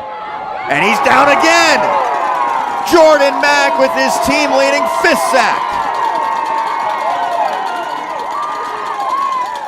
And that will prompt a Griffins timeout. They're thinking about trying to get the football back. Powell's trying to shake off a bit of a giddy-up in his hitch on his left leg. The Mack sack for the 5th time this season makes it 3rd and 21. How many times have we used that name, Mack, over the years here at Seton Hill on a great defensive play? Jaden preceding Jordan. And with Josh Cohen moving on after this year, Roger, you figure Mack will probably be the guy who takes on an even larger role going forward. I would think he is. Jordan, a 6'6" junior, 260 pounds, out of North Point High School, Waldorf, Maryland. So with the Griffins having 1 timeout remaining, they get a stop here. If it's a run play or a live play where the clock would continue to run, they would probably use that final timeout defensively with the hope then that they get the football back with a minute or so and then see if they can manufacture anything, although at that point likely they would be without timeouts. Yeah, got to be leery right now for some sort of screen pass, a quick screen, a bubble screen with those receivers. Seton Hill's been putting great pressure on Powell.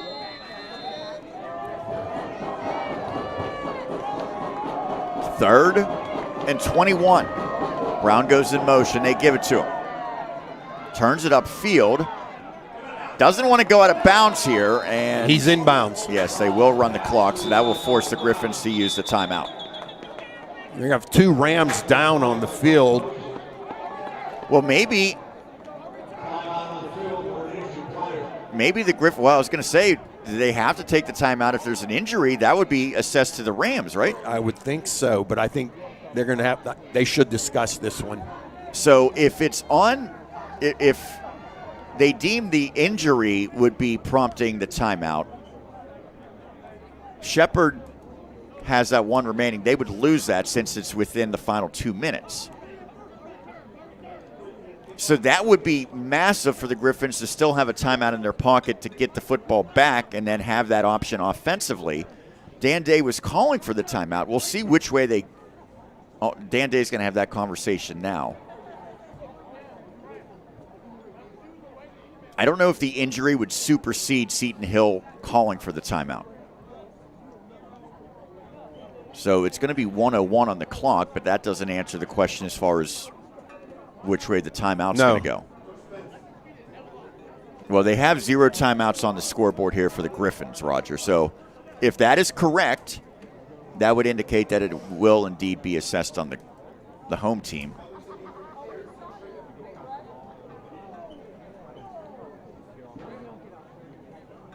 And so it makes it very difficult without any timeouts. Probably going to be backed up around the 20, if not even further in your own territory on this punt. That was number 3 of Shepard. Yeah, that's Dorner, a really good receiver for them. Leads them in most of their receiving categories this season, including receptions, yards, and touchdowns.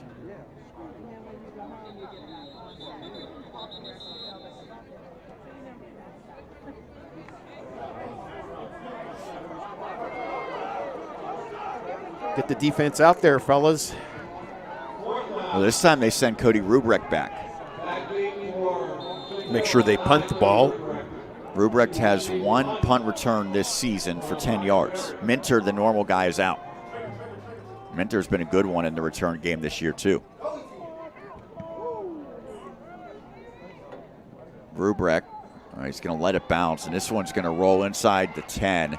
And that might take away much of an opportunity for the Griffins now with just 50 seconds remaining in the second quarter. They are backed up deep in their own territory. If they want to, they can just run the clock out. Shepard only has 1 timeout remaining here. That is correct. I'm guessing that They'll probably try a run on first down. If it's not a big gainer, then they'll just take it into the locker room.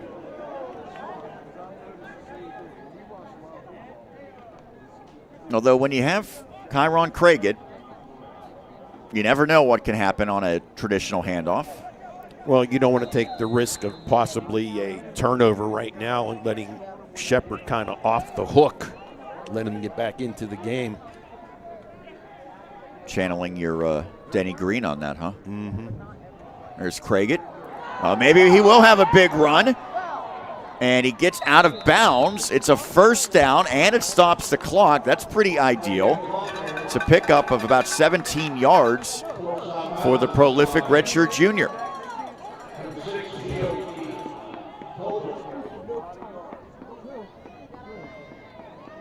You saw Jordan back by the Griffins, and Dan Day have been using more 7 offensive line sets. Tui Ososopo also was in that time. Nephi. This time they go 5 wide. Cruz.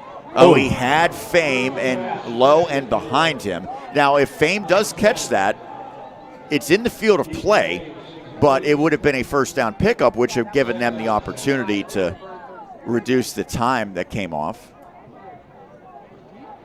Yeah, that ball behind Fame just a bit. I believe that Cruz was thinking he was just going to set it down.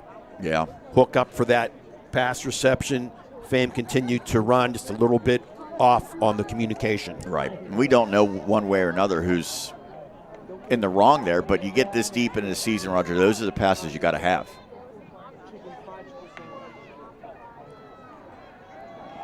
They go with the delay here. Craigett tripped up. That's a big-time tackle. That might have been a much bigger gain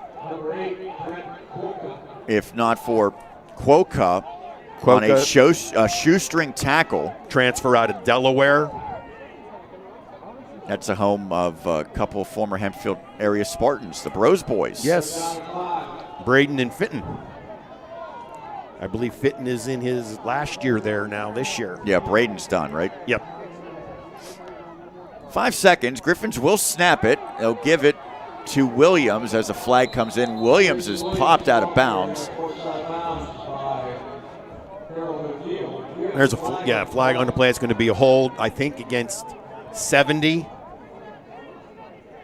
It's Nephi if it is the guilty party, and that would bring an end to the half. Nephi out of Riverside, California. Jordan Bapka that we mentioned out of Orlando, Florida.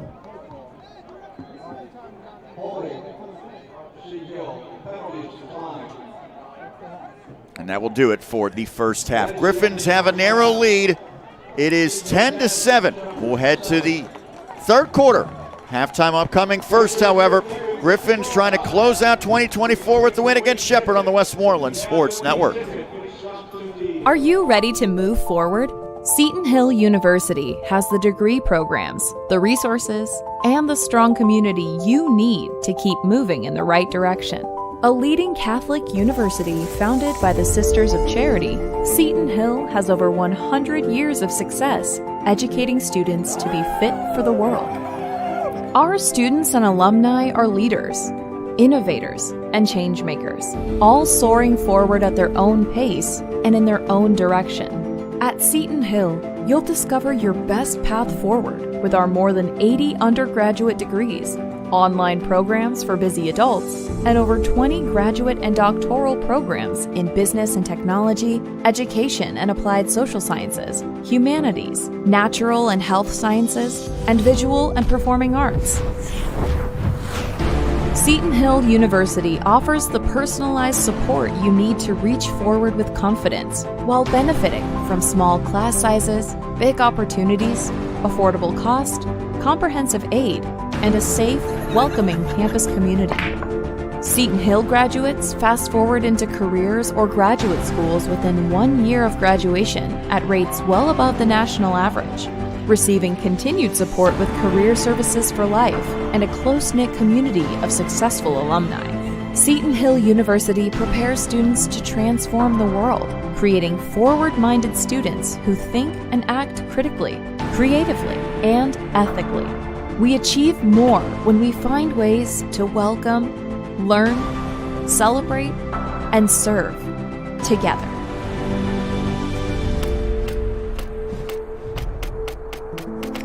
Find your forward at Seton Hill University.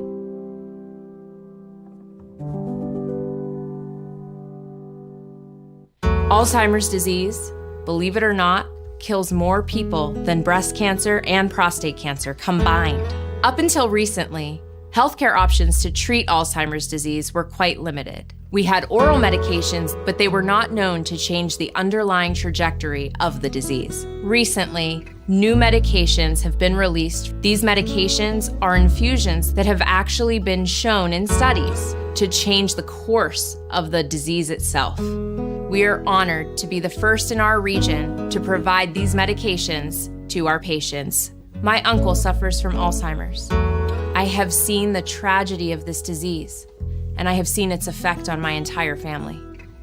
At Independence Health System, we are offering our patients and their families the latest in diagnostic techniques, the latest in drug therapies, and most importantly, we are offering them hope in the fight against Alzheimer's disease. State Representative Mike Reese was a great advocate for the kids in our community. He felt athletics were a vital tool in raising healthy, happy kids. The Mike Reese Memorial Fund offers grants to local youth athletic organizations so that every kid has a chance to play.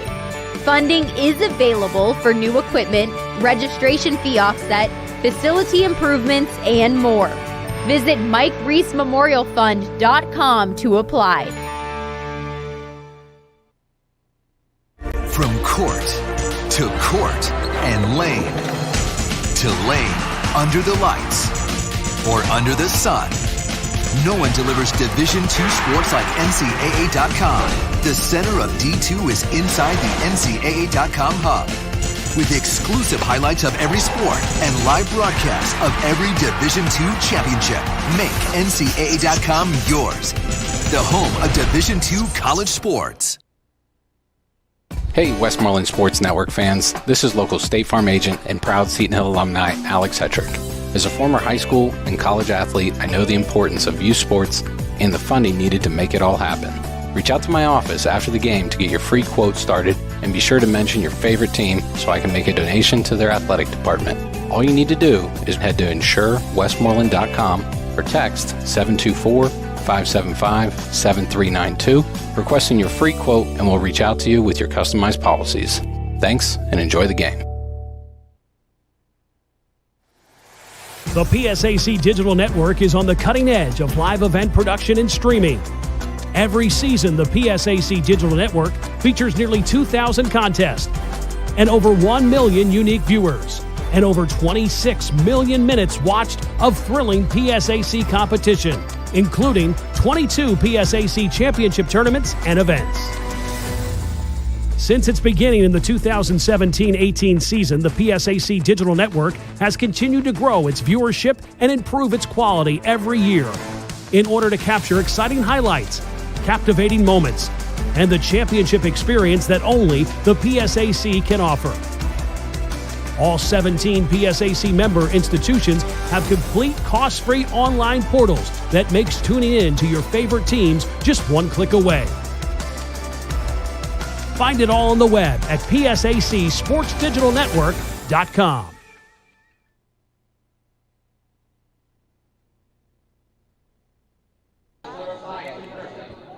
Welcome back on the Westmoreland Sports Network to the Independence Health System halftime show. Expert care here.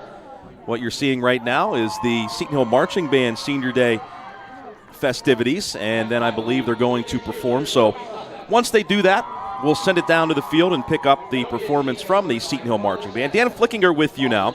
Our score, Seton Hill 10, Shepherd 7.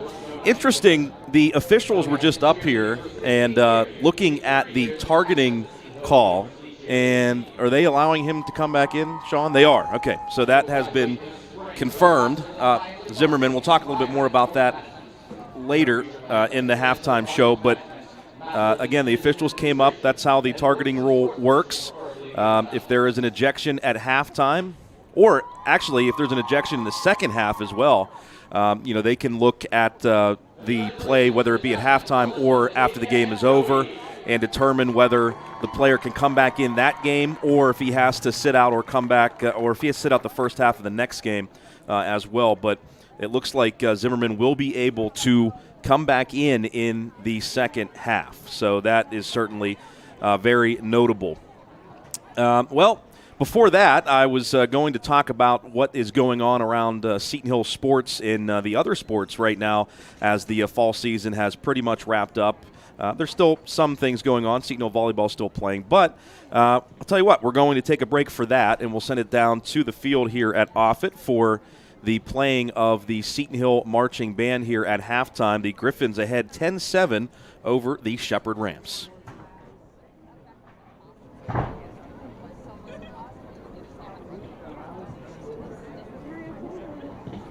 And now, led on to the field by drum makers Madeline Broberg and Daniel Ledmeyer. The Seton Hill University Griffin Marching Band is proud to present our 2024 field show, Pump Power.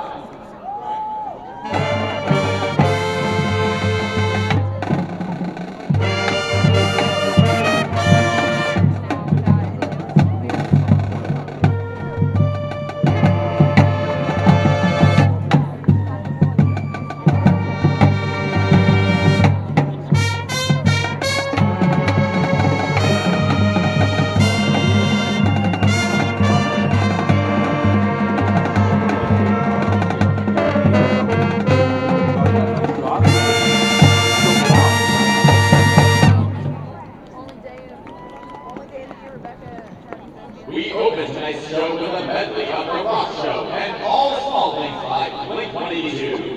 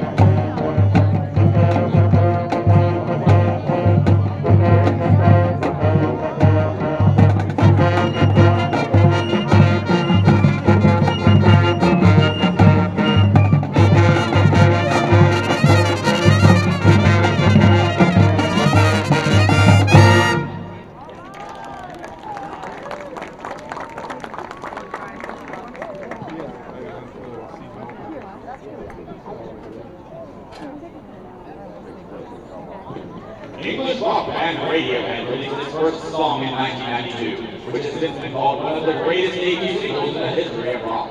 With its obsessive lyrics, unusual chord progression, and surprising dramatic notes, this song has become a staple of alt rock. This is Free.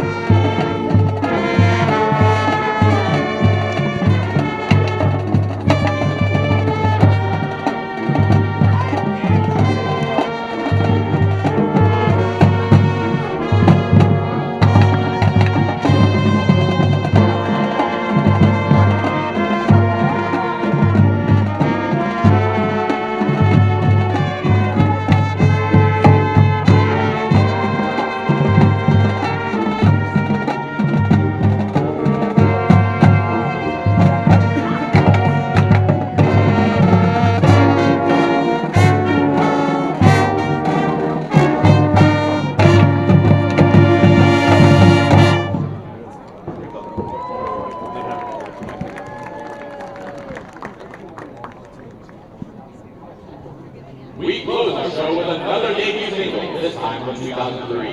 It became a massive hit by 2004, and it is now the most streamed song in the 2000s. It has since been covered by numerous artists, and is used in TV shows, movies, and sporting events. This is the killer smash hit, Mr. Brightside.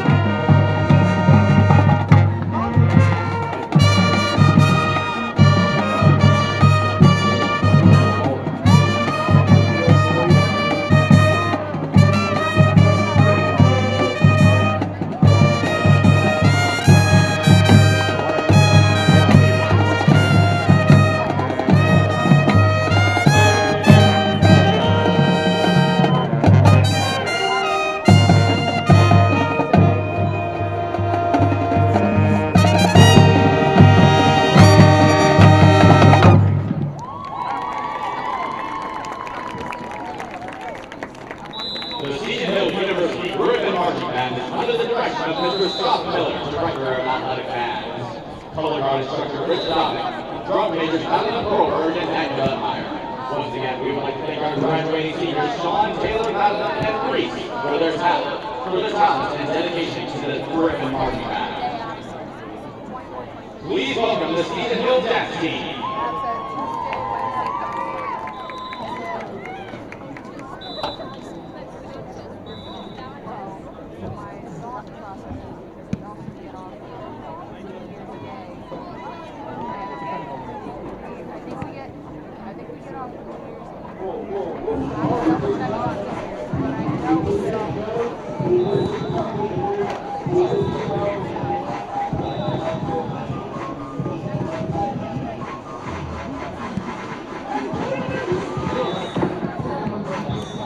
Watching the Seton Hill University dance team. Congratulations to those seniors that graduated from the Seton Hill Marching Band as well. Let's take a look around Seton Hill University athletics and start with the Seton Hill men's soccer team finishing their season in the PSAC tournament, but a loss to Slippery Rock on Monday, that by a score of 1-0. The men's soccer team completing a nice year, 10-5-4 overall record. The women's soccer team finished the year 5-6-6. They ended with a 1-1 tie on Senior Day against Edinburgh in a game that we broadcast here on the Westmoreland Sports Network. PSAC tournament hopefully is on the horizon for the Seton Hill women's volleyball team, as they've hit some tough times lately. Their record's still good, 18-8 overall, but they're 7-6 in the PSAC. They have lost 3 straight matches, and they're playing Edinburgh right now over at the McKenna Center on campus. On last Saturday, they lost 3-2 to Pitt Johnstown in a 5-set thriller. They lost 15-13 in the 5th set. Taking a look at what's going on right now, they're up 1-0 over Edinburgh. It's a big match for the Seton Hill women's volleyball team. Hopefully will be playing in the PSAC tournament. Great first half of the season, but the women, again, have faced this skid. Hopefully they can come away with the win here today. Seton Hill basketball teams have started their seasons. Seton Hill wrestling also underway. You'll be able to watch Seton Hill basketball next week on Friday and Saturday here on the Westmoreland Sports Network as conference play opens up. And a great start for Maeve Gallagher's team and Ben Wilkins' team. For Coach Gallagher's team, the women's basketball team, they're 3-0. They defeated number 7 Fairmont State. The Falcons were ranked 7th in the nation to open the season. They beat them 77-73 in Lock Haven and the MEC PSAC Challenge. The women then followed that with a 120-77 win over Concord, and then an 89-72 victory over West Liberty on the road. So a great start for the women, and for the men, they're 3-0 too. They defeated Bloomsburg on Wednesday, most recently 75-57. They also have wins over Frostburg and Salem University. And, of course, we wish best of luck to the Seton Hill wrestling team and Coach Vince DeAugustine, our good pal there. We'll take a quick timeout, and we'll have the second half for you coming up as Sean and Roger will rejoin you on the Westmoreland Sports Network. My name is Carson Rivardo, and I am a sophomore here at Seton Hill University, and I am a communications major with a public relations and integrated marketing communication concentration. I never thought I'd be going to college so close to home, but Seton Hill felt like home to me. I'm constantly seeing all these friendly faces, these friendly professors that know me by name and that know my likes, my dislikes, and what I'm up to in my daily life. Communications field is very broad and very competitive, but I feel that Seton Hill has prepared me to move forward into any career that I want to get into. My recent internship has been with the Pittsburgh Riverhounds, and also I have a job with the Pittsburgh Steelers, which some staff here at Seton Hill University actually helped me attain. Seton Hill might be a small school, but that does not mean it has small opportunities. Big opportunities are always there for you to get, and the faculty here is always willing to help you with that, and they're going to support you no matter what. Seton Hill University is preparing me to move forward. Ready to begin this second half of play, and Roger, as Flick highlighted during the Independence Health System halftime show, Drew Zimmerman is good to go in the second half. Now, that said, they're glad to have him back, but you don't take the touchdown drive off the board that was pretty significantly affected by 30 yards of penalties against the Griffins, as Mason on the returns got a big gainer. And he gets out at about the 45-yard line. And after struggling mightily a week ago, the special teams unit for the Griffins today has looked much improved. Yeah, it certainly has, Sean. Nice return there from Mason, Trey Mason, redshirt junior out of Chester, Virginia. I think that's Mason, because I asked Dan Day at one point, I said, you have a couple of number twos that both play on special teams. Typically, I believe he said Whitehead would be on the punt coverage, and that would be it, as they get it out to Rubrecht on first down, and a nice gainer for the Greensburg-Salem product. He gets about 9 yards. Yeah, it's his first catch today. A little bit of a bubble screen there. Rubrecht catching the short pass from Cruz, then using his legs.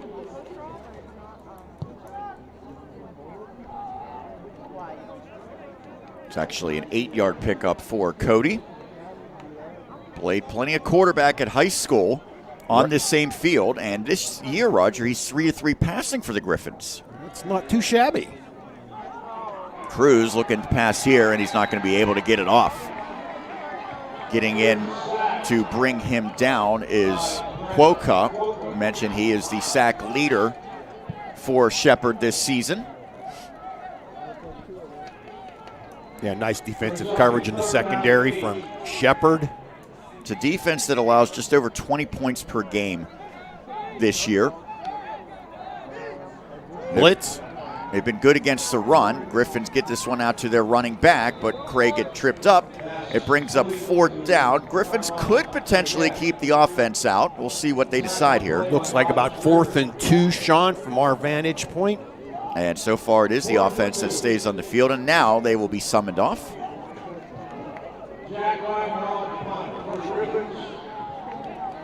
Jack Wagner, who was a special teams athlete of the week earlier this year, will send it away, averaging 41.7 per punt. Griffins waste a little time in that snap. And here's an opportunity for the dangerous Greer. And he's going to get near midfield. One of the Griffins gunners, Roger, wiped out, and that allowed a clear path for the prodigious Miles Greer, and he gets it just shy of midfield. Yeah, he just needs a sliver of a crack. Well, that was Zimmerman, freshly back in this game. Reinserted. His helmet's still in good shape, it appears. That's really tough to... you love that the officials go back and allow him to continue playing in this game, but he got that penalty, and then because he was ejected, or at least temporarily ejected, he got the extra 15 yards, and that yielded the only points today for Shepard. That drive did, as they gave it to Brown, and he's just that quickly into Griffin's territory. By the way, Ricky Pitzer, the videographer who got a terrific shot of that targeting that was overturned, so he deserves all the credit for Zimmerman being back in this game. Now, does he know that we're showing him at this point? He's none the wiser. Well done, Rick. Still trying to get over the Jeanette Jayhawks loss last night. Strong run by Brown. Tama forces him down, but a flag gets thrown in the backfield.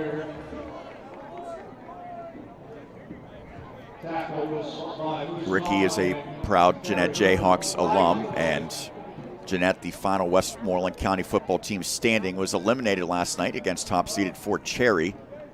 There's a face mask against Seton Hill. Yeah, Ricky also a proud graduate of Seton Hill University. Helped out with the baseball team. Vinny Rauso's helping out today, the former Griffins superstar catcher turned assistant coach. Formerly played a few games for the Savannah Bananas as well. We were talking before the game that the Bananas will have a 2-game series during a Pirate game. Handoff, and Schussler on the tackle as he brings down Brown. Wait, during the Pirates game? Well, during the homestand or so, or away, whatever it is. They're playing while the Pirates are in between innings. Would be quite an accomplishment, although you can't put anything past the Bananas. 2nd and 7. They go back to Brown. He's been impressive. Yeah, you can't let him get going. He's just a load to bring down. No, in the first half, Brown had 37 yards. It was Barnett who actually led the way with 58, although he got 48 on just one run. It's going to be 3rd and 1 for the Rams. They're trying to finish this year with a winning record, 5-5 overall. They went 3-4 in the PSAC East. The Griffins finished just 1-5 in the West. Remember, the West has one fewer team this year because of the defection of Mercyhurst to the Division I ranks. And with the extra effort there, I think Barnett does have the first down. Yeah, he fell forward. He's a big body, 6 foot 225, so short yardage, it's hard to drive him backwards. Pretty good drive right now the Rams are putting together. Aided by that face mask penalty. They're in the red zone. They're at the 13 with a 1st and 10. Different quarterback in, Sean. Yeah, it's Ezra Bajent.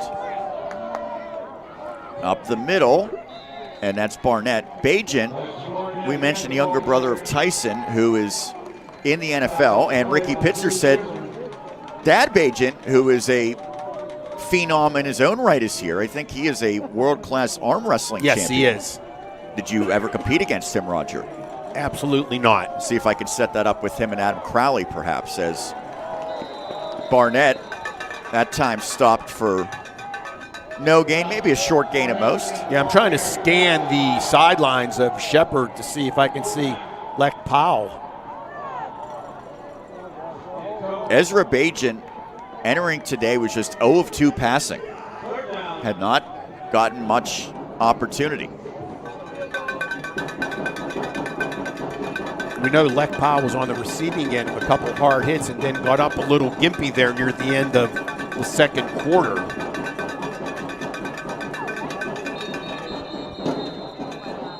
And the Griffins will take a timeout. We will step aside as well. 9:31 remaining third quarter. Shepherd driving. 10-7 Griffins. More than 7,500 student athletes working to become champions in the league's 23 championship sports. 17 member campuses, educating more than 110,000 students, with an alumni base that tops the 1 million mark. The Pennsylvania State Athletic Conference making the PSAC proud.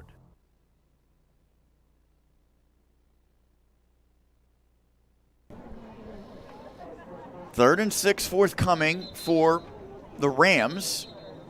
And the developing story here in this second half is that Ezra Bajent is behind center for them.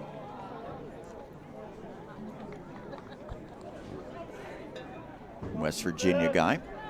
Shepherd is in West Virginia, even though they compete in the PSAC. They were a big-time addition to the football collection of talent in this conference, certainly. They shift 3 out to the right of Bajent. And he loses the football, picks it up, and they bring him down. It looked like it just slipped out of his hand. They'll probably go for a field goal here, Sean. You could see they were trying to set up a screen for one of those receivers, it appeared. Whoop. It slipped right out. To his credit, Bajent did pick it up sure-handedly. And now a field goal attempt forthcoming for Baker. 28-yard kick. Missed earlier in today's game. This one's a little bit shorter. Low snap. That kick is good. So Baker ties it up on a 28-yarder. Several minutes into the third quarter, it is 10-0 Griffins and Rams on the Westmoreland Sports Network. The pulse of Western Pennsylvania is in very good hands.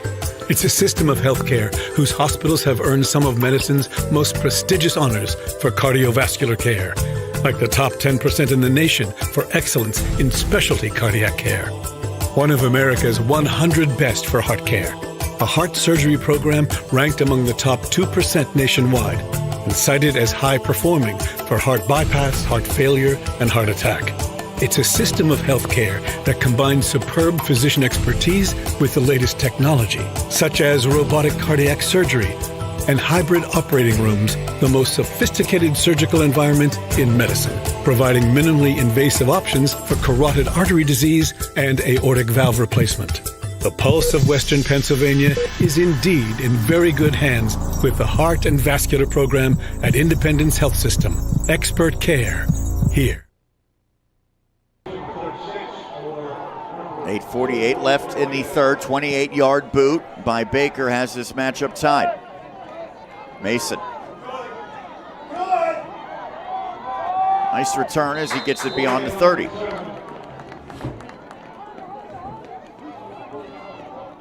Our colleague Chris Smith is enjoying our final broadcast for Seton Hill football in 2024 today, Roger. Yeah, he's texting us, and we thank you, Chris.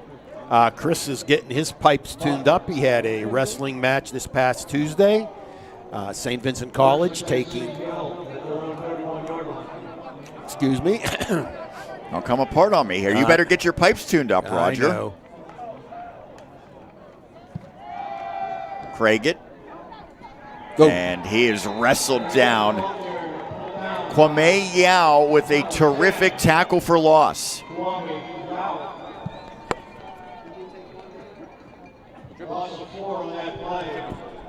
Yeah, St. Vincent taking on Shippensburg, and former Greater Latrobe head wrestling coach at St. Vincent College, Tom Legs Harbert, honored by naming the wrestling mat at St. Vincent College after him. Cruz over the middle and cannot connect with Phillips. As good as Phillips has been this season, Roger, he is yet to snag one today. That is a missing ingredient for offensive success. Yeah, we were talking about Chris Smith, and that's unfortunate for Todd Phillips. Chris and George Carter do an more than excellent job with their wrestling broadcast, very astute observations. What's more than excellent? I'm trying to think of a proper adjective. That one caught by an offensive lineman. Look at that effort, courtesy of Willard Adjaw Provenchal. Yeah, that'll be a flag. Although, great effort by Willard. He showed some good hands, right? Yeah, junior out of Gaithersburg, Maryland. Now, if you're a Griffins receiver and you see that, no excuses if you don't make a catch. That's correct.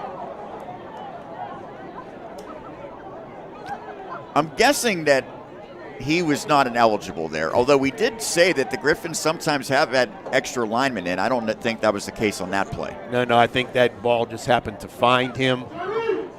It is indeed illegal touching. Illegal touch. Seton Hill, lost down. Fourth down. There the Griffins will punt it away, but it deserves a replay. And that's something that he can tell people, I got it. I mean, it really looked like he was ready for that pass, right? Indeed it did. Nice job, Willard. I'm sure when you guys review the tape, there'll be some special moments, both good and bad, on that particular play. All good for him. Wagner will send this out.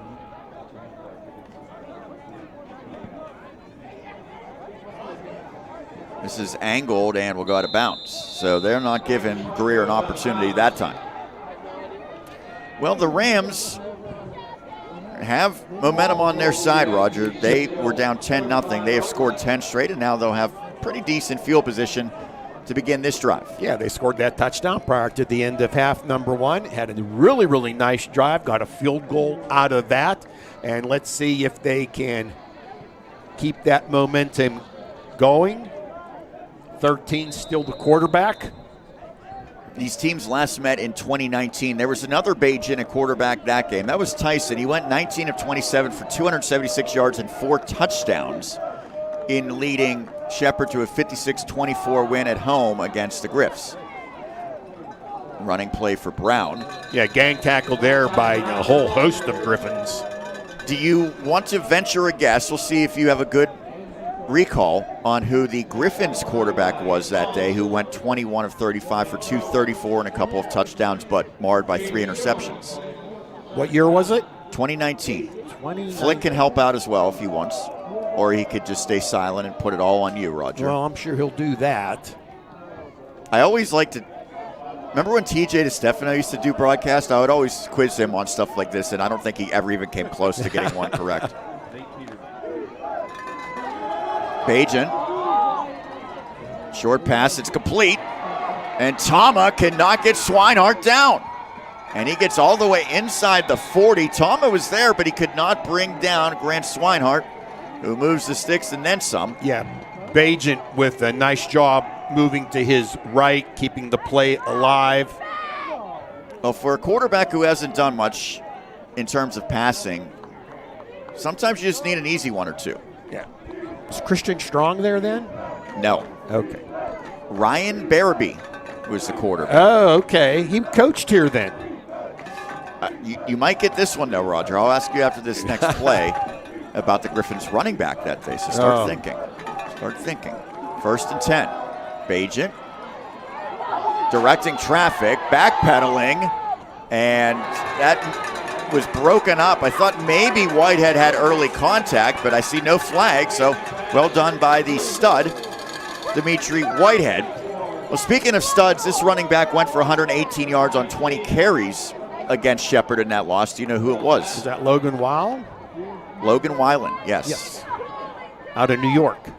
You got it. Also a lacrosse player. Uh-huh. I knew you would know that, Roger. See, TJ, no chance on that one. And now back to today's game. It is a 2nd and 10. Fake of the handoff, wobbly pass. He's out of bounds. Indeed, the receiver, Barry Hill, who has a touchdown today, was out of bounds. Brings up third down. Jaden Lambert on the coverage. Jaden, out of Glen Burnie, Maryland.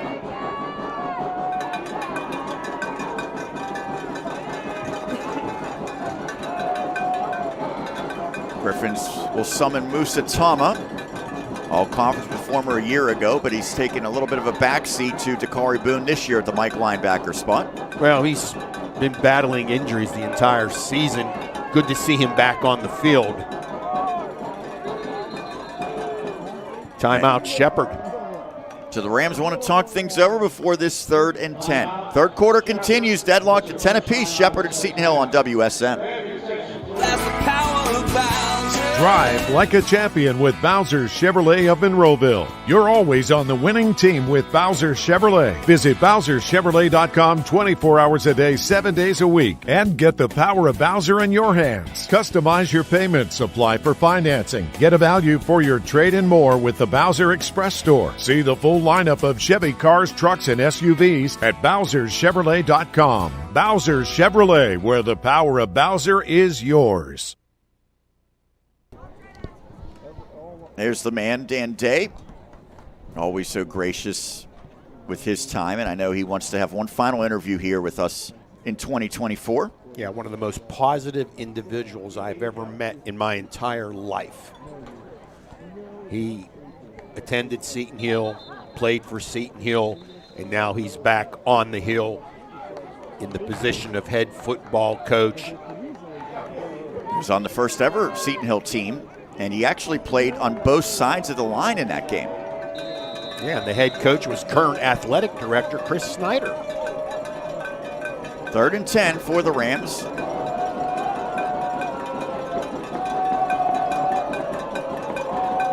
They shift the running back Brown into the backfield. Griffins were offsides, I think. Oh, there's flags from both sides. Maybe number 12. Josh Cohn may have been offsides. So the 5 yards will keep it third down, 3rd and 5. The Griffins faithful not too happy. Well, it makes it a much more manageable third down now for the Rams.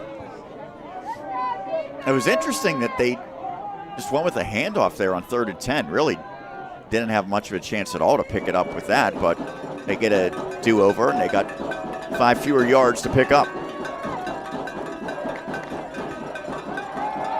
Agent gets it out quick, and the pass is complete. That's first down. That is Batten, Cordell Batten on the receiving end. Out of Maryland. Sunshine now drenching historic Offutt Field here in Greensburg, Pennsylvania. We thank you for being with us on this afternoon. John Bainbridge always prepared. Brown trying to get it to the outside. Brought down by Dorman. John Bainbridge had the shades on about 10 minutes ago, Roger. I said, why is he wearing sunglasses? Well, he still has them on. He knew. He must have had some premonition of the sun coming out. Probably talked to Jason Green's brother to get that intel. Oh, yeah. About 4.5 left in this third quarter, and the Rams trying to take their first lead of the day. Yeah, Rams have played much better here in half number 2 than in the first half. Doing so without their starting quarterback. Griffin's trying to gang tackle Barnett. He doesn't go down easily. There's a Griffin down on the field, Sean. It could be Josh Cohn. He's battled injuries all year. All year. And now they will stop the play to get the trainer out. We mentioned for Cohen, this is it today. His final game. There have been times in other games this season where Josh has been injured. We thought a couple times he was done for the afternoon or the season. Has always found a way, some intestinal fortitude to battle back into the lineup. And let's see how this goes today for the senior, Josh Cohen out of Bloomsburg, Pennsylvania. Well, with him down, we will step aside 10 all third quarter on the Westmoreland Sports Network. At Smale Kia, we know that winning takes hard work, dedication, and a commitment to excellence. By sponsoring Shining Stars, we'll select 2 teams each season to help fund their booster programs. Rewarding their hard work, athletic progress, and community service is an investment we're proud to make. Right now, lease a 2025 Kia Sportage EX all-wheel drive, $299 a month, or lease a 2024 Kia Forte LXS for only $175 a month. Route 30 East Greensburg or SmaleKia.com. The Collision Shop by Jason Mignone is your one-stop shop for all things auto body repair. Our experienced technicians and state-of-the-art facilities have you covered on both passenger and heavy-duty vehicle repairs, including scratches, scrapes, and dents, free estimates, body repairs, welding, refinishing, glass replacement, and more. Our all-new alignment and calibration shop has the tooling, equipment, and staffing to ensure top-quality alignment and calibration adjustments for your vehicle. Our friendly office staff is more than happy to assist you through every step of your vehicle's repair process. Visit the Collision Shop by Jason.com for our complete list of services. Cohen out, favoring his left arm. A concerning sign. 3rd and 3. And that's a first down gainer by Brown. Nice cut, nice blocking on the right side of the offensive line. You can see why Brown was second team all-conference a year ago. He went over 1,000 yards. Yeah, behind the right guard, Caleb Herb, 6'3", 290, and Brandon Carr, 6'5", 305. It's an offensive line that's without their best guy in Ty Lucas. He's been out all season. But as this game has worn along, I think they've done better and better, despite the fact that they're playing with the backup quarterback in Ezra Bajan at this point. Handoff. Strong running by Barnett again, although the Griffins had him pretty well bottled up. Shepard can get a first down at the 1-yard line.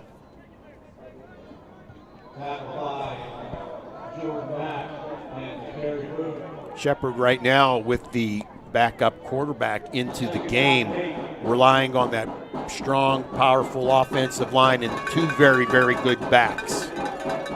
They have Rosnich at the left wing spot right now. We'll see if he goes in motion. Taylor wide to the right. He was outstanding a year ago. His number's down quite a bit this year. He has about half as many receptions. And Barnett gets close to a first down. Looks like he's going to be just shy, but this makes it really tough for the Griffins, Roger, because Shepard doesn't have to get into the end zone to get a fresh set of downs here. No, they do not. But between Jordan Barnett and Malachi Brown, 2 very, very good running backs. They have Barnett in here.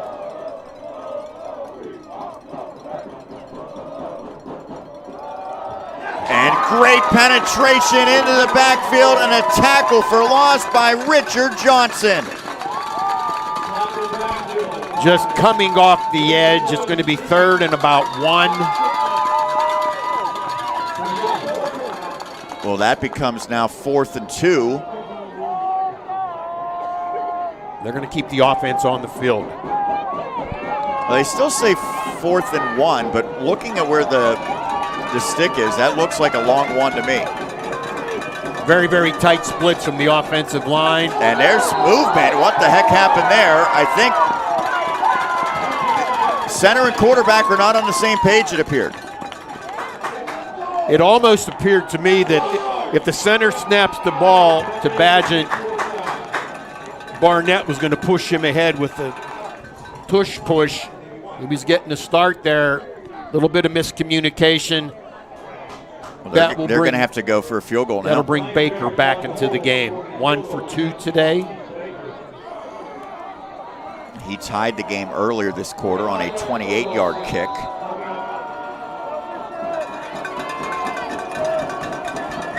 This is a 25-yarder for the left-footed kicker. And Baker is true, and he gives Shepard its first lead. Back-to-back field goal drives for the visitors. The Rams up 13-10 over Seton Hill, late stages, 3rd quarter on WSN. A lot of events with CSA, it's one of the things I love about this organization, and I'm just so proud of what we do in Westmoreland County, from prevention conferences, veterans conferences, youth summits. We help with national night outs. There's so many different events and things that we've pulled together that have been really cool over the years. The best thing to be involved in the county, this is it. So we have a lot of members and things of that nature, but we are looking for more people to join and be a part of the group that can really be a part of the core team and invest into the community. So.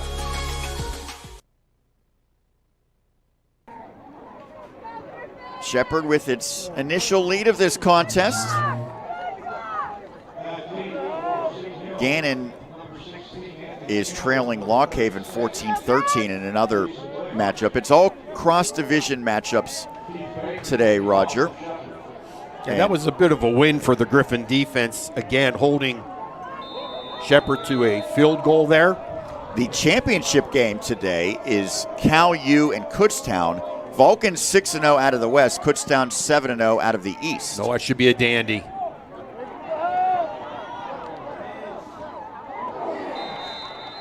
On the return that time is Harding Gage.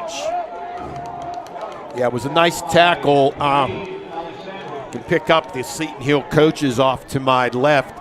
Not happy with some of the blocking on that kickoff return. There's the short field goal that has given Shepherd the lead. Gage, by the way, a Gateway product who was at Mercyhurst previously.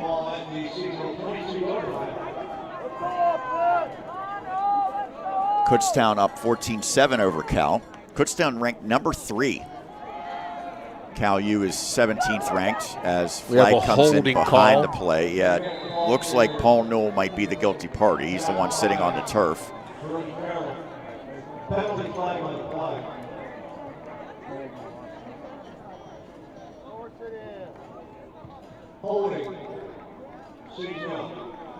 We can't hear the official, but we know it's on the Griffins for a hold.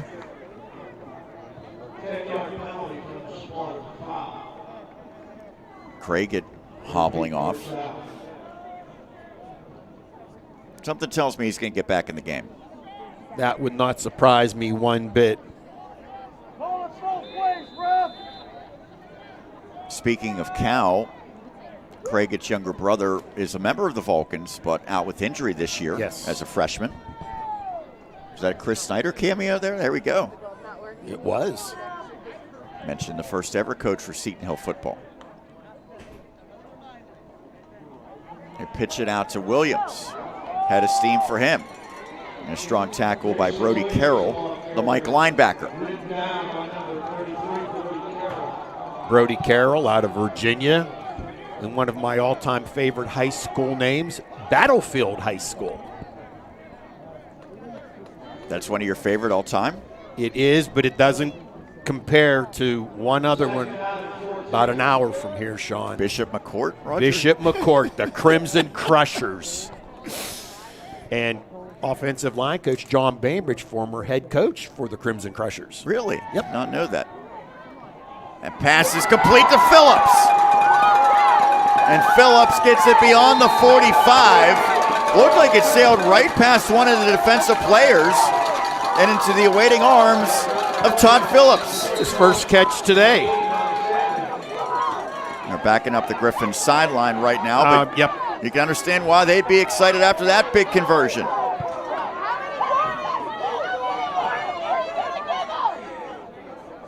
Sideline warning against Seton Hill, their first. Get Apollo down there to get everybody in line. That'll end the quarter, Sean. It will. Dan Day is fired up, by the way, as he's yelling at his squad.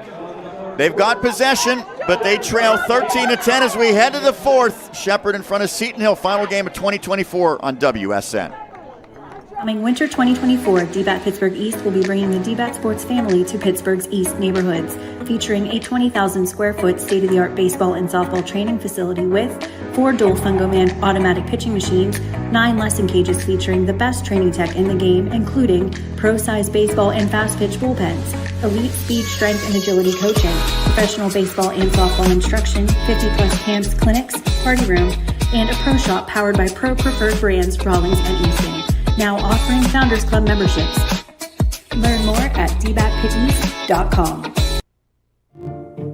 It may be small, but it can bear over 4,000 times its own weight. And that's just the door hinge. Sturdy design, all the way down to the smallest detail. The Taos. Hop in. It's a VW. For a great deal on a new 2024 Volkswagen Taos, visit Sendell VW in Greensburg. SendellVW.com. Handoff on first down. That's a couple of yards for Seton Hill and for Jason Williams.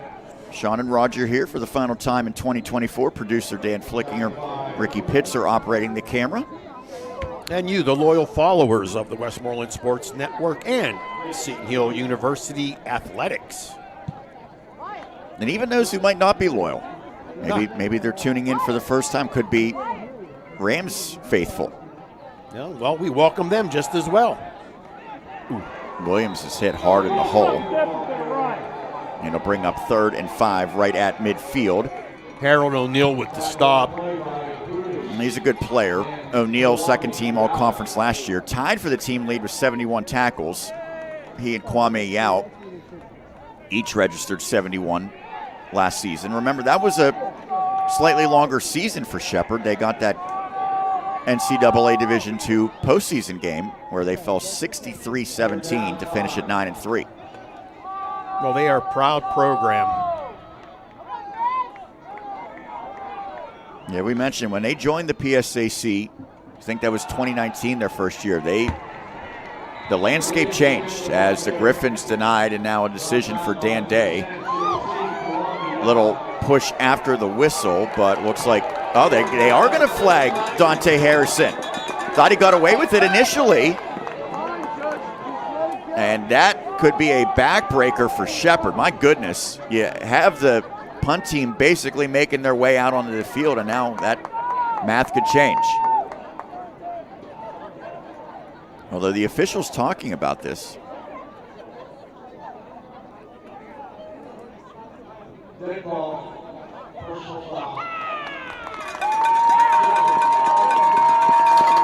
That has to be so infuriating for a coach. Yeah, you stop them. And you look at the top of the screen, Battle and Harrison, and they're just kind of talking there. Nothing too much. And then that.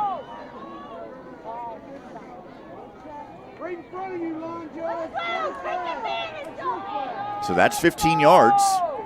I'm sure some Shepherd fans don't love that call. Man, for a fresh set of downs for the Griffs. Craigett back into the game. Complete to Rubrek. That's a dart by Jay Cruz. That was nice timing, nice route by both Rubrek and Cruz. It's one of the better passes we've seen today from the senior quarterback for the Griffs. Sacramento native, Jay Cruz, and the Greensburg native, Cody Ruprecht.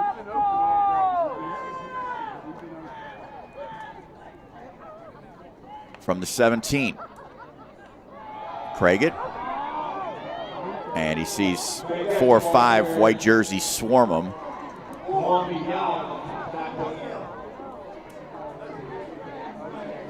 Craigett's already becoming an all-timer for Seton Hill, yeah. Roger. We're going to go with that heavy package now. Yeah, they get Bakpa in, Tuiasosopo, but you think of the players in what is still a relatively young program history for Seton Hill, less than 20 years. He's got to be one of the very best. Indeed.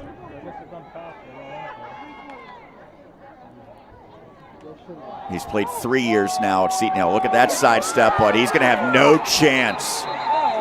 No chance whatsoever as Kyvon Cutchin among the bevy of Rams into the backfield. Yeah, and that moves the ball back, making it 3rd and about 20, and could make a tying field goal very, very difficult. Well, they went with the extra lineman. They went with the fullback, Ramirez. None of it worked.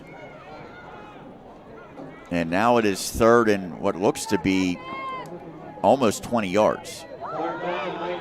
Craig limping yet again. He splits out wide, 3 wide to the left, 2 wide to the right for Cruz.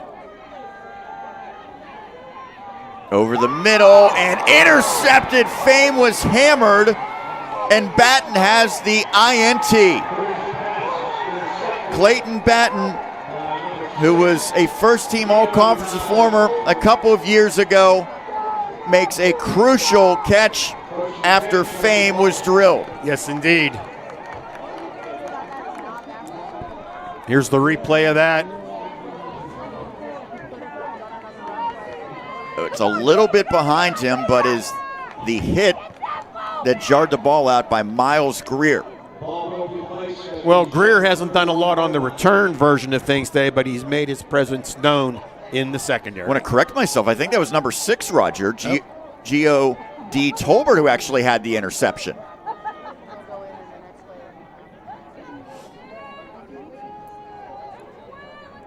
And so now the ball to the 31 for Shepard. Looked like the Griffins were going to have a chance to get it, maybe at worst a tying field goal, but a turnover. And now they're trying to work the perimeter with Barry Hill, but not much there for him, his first carry of the season.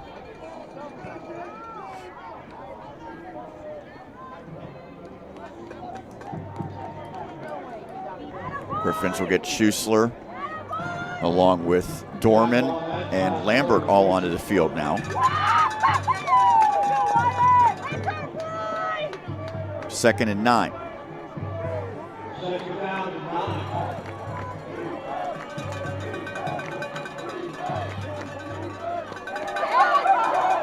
Handoff to Swinehart, and the Griffins continue to read it well. Richie McCormick on the stop again. He wears that fabled number 1 jersey at Seton Hill. That's some great ones, including the aforementioned Logan Weiland have worn. Jaden Mack. You don't get to pick that one, Sean. That is McDuffie, I think you're referring to. Maybe, yeah. Yep. Definitely bestowed upon you is that number 1. Dio DeSois, or previously he was the Defensive Player of the Year, as was McDuffie. 3rd and 7. Nice snag. Nice defense by Schussler. Yeah, Brown didn't have much of a chance there. The fact that he caught that one was impressive, but he was chopped down immediately, and the Griffins defense does its job.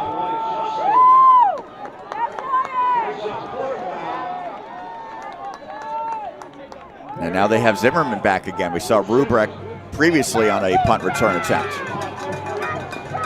Well, right now Zimmerman's got to be careful. He's looking directly into the sun. Should have borrowed Bainbridge's shades. It's a good kick. He's going to drive it back. He's just going to watch this one, and that will take a great roll for Shepard. About the 15-yard line. Yeah, it looked initially like maybe it was going to end up in the end zone for a touchback. Barrick has 5 touchbacks on punts. That's tied for the most in the conference. Wagner has 5 of them as well, but no touchback there. So the Griffins will have to go quite a distance here if they want to tie or take the lead. Yeah, Griffins might need to change things up a little bit. Seemed a bit predictable in that last drive in terms of Craig getting the ball a couple of times on particular plays. And he gets it here, and once again, nowhere to go. Kwame Yao. He's been good. Okay, that was Jason Williams, the ball carrier.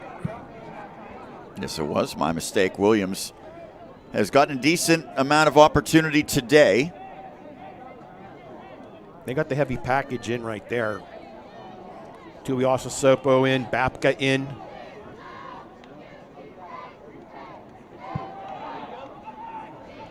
And those plays just right now are not working. Nowhere for Williams to go. When you bring that package in, Roger, you're probably not passing it. Probably not, and you know that takes away, that limits your play calling ability. The defense knows that. Now it's going to be 3rd and long. Extra defensive backs into the game for Shepherd. They have some of their backup defensive linemen in the game now. Vince Fluke is out there. Mentioned Cutchin as well.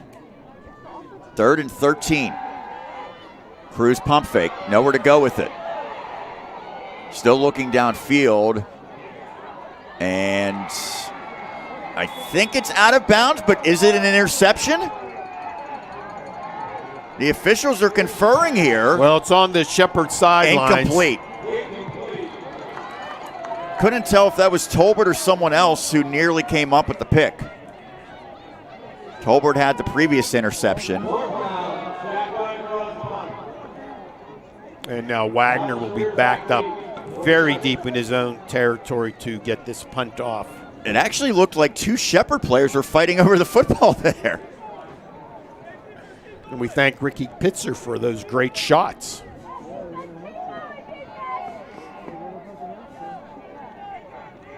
Wagner standing in his own end zone. Seton Hill moved. Well, he's going to be standing further in his end zone.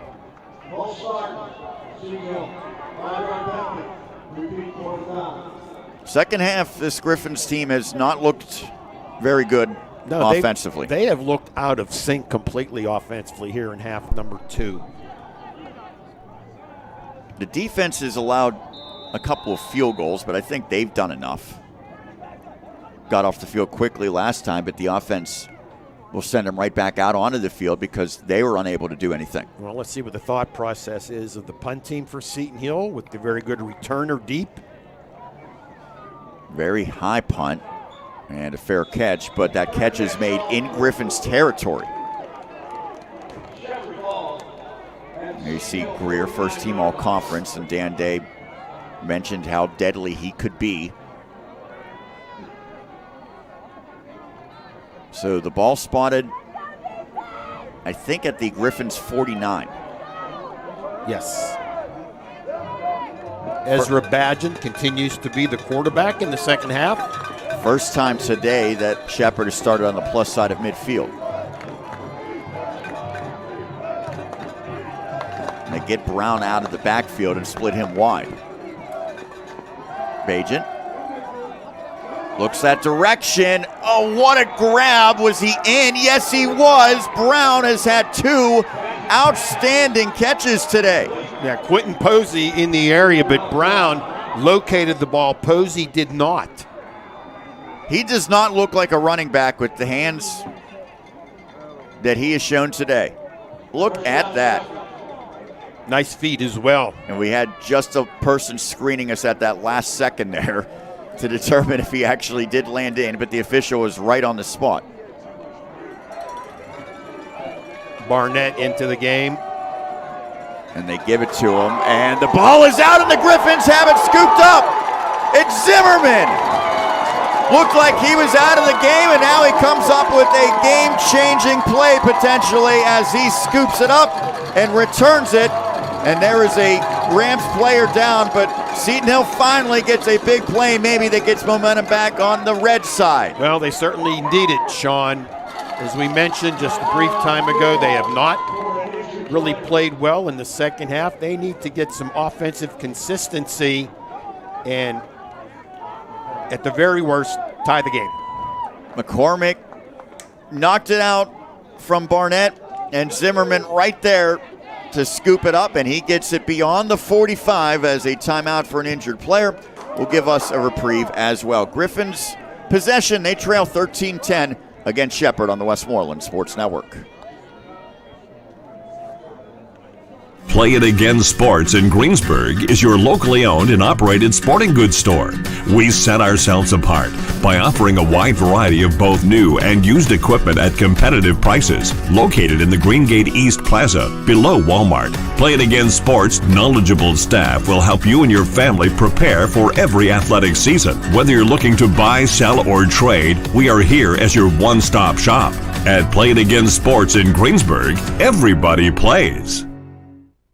It's prime time for prime rib at D'Annunzio's every Friday and Saturday night. Get yourself a 12-ounce queen cut for $26 or a 16-ounce king cut for $29. The prime rib is seasoned, slow roasted, served with au jus and horseradish, vegetables, and a choice of pasta or potato, and comes with super salad too. Remember, D'Annunzio's prime rib special every Friday and Saturday after 4 at all 3 of our restaurant locations. State Representative Mike Reese was a great advocate for the kids in our community. He felt athletics were a vital tool in raising healthy, happy kids. The Mike Reese Memorial Fund offers grants to local youth athletic organizations so that every kid has a chance to play. Funding is available for new equipment, registration fee offset, facility improvements, and more. Visit MikeReeseMemorialFund.com to apply.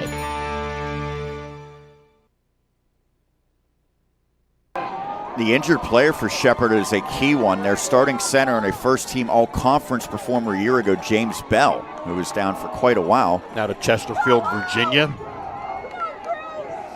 Is that like third on your favorite high school names? No, we're good, Sean. From the 47, Griffins start this drive. After the fumble recovery by Zimmerman caused by McCormick, they get it to Rubrek. And a penalty likely against Seton Hill. Nice move by Rubrek, but it's going to go for naught.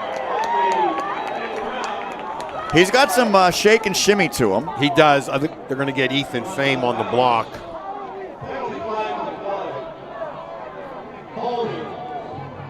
Dan Day knows what's coming. That backs up the Griffins. And it makes it so difficult to accomplish anything when you're facing a 1st and 20 or so. Yeah, limit your playbook. Here in the second half, the Shepherd University Rams have kind of limited the offensive attack, running attack of the Griffins. I will say, if Fame doesn't commit that penalty, that might have gone for a big loss anyway. Rubrek was going to have to beat a player to get anywhere close to back to the line of scrimmage. Craigett. And he's taken down after he surpasses the 40-yard line. O'Neal was in there on the tackle. Craigett, Connellsville product. He played at Uniontown initially in high school, finished up with the Falcons. And then he went to Notre Dame College for a year, redshirted, and this is his 3rd year at Seton Hill. Yeah, Notre Dame College of Ohio is closed. A little bit behind Battle, and he's frustrated. Well, we've seen some of these passes thrown behind, and I wonder if Cruz maybe is doing that because he doesn't want to throw it ahead of the receiver where a defensive back is looming. That could be. You mentioned before maybe he thought his receiver would kind of sit down at times. They're not they're super in sync today. Yeah, they're drifting just a bit. They're not hooking up, basically, for the catch. 3rd and 16. Cruz is going to run it. Doesn't get a lot there, and they'll have to punt this one away. Yeah, and it's starting to get to the point where being in bounds and with the clock running, although it's the 2-minute rules now for college football, but it's ticking down below 5 minutes. And Shepherd's run the ball pretty well today, Roger. So they certainly, I'm sure, thinking about trying to engineer a time-consuming drive. Absolutely. And they may have gotten it, except for there's too many guys. Well, they're kind of jumping around, or the Shepherd defense.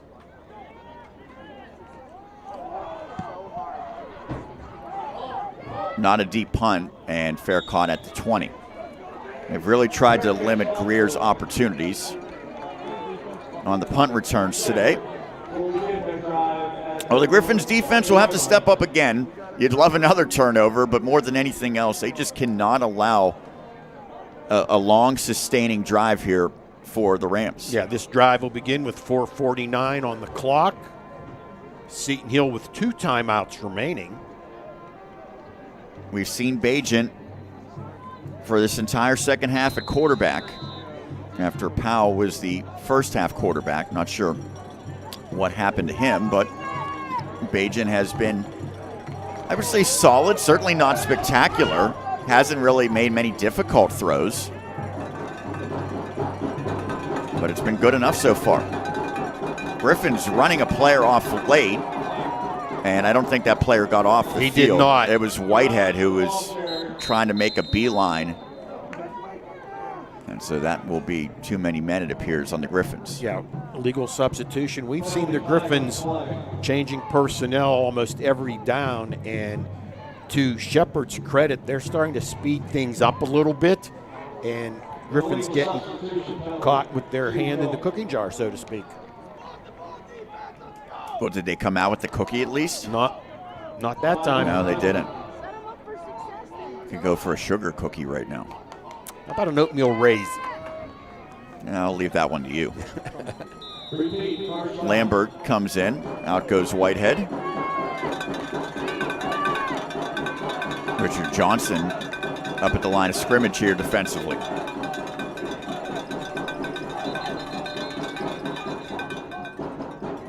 And there's a whistle. It might just be amongst officials here.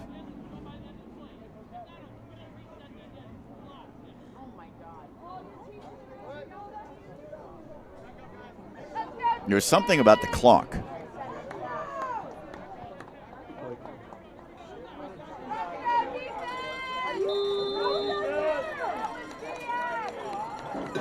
So the clock continues to run here. Why did they snap it so early?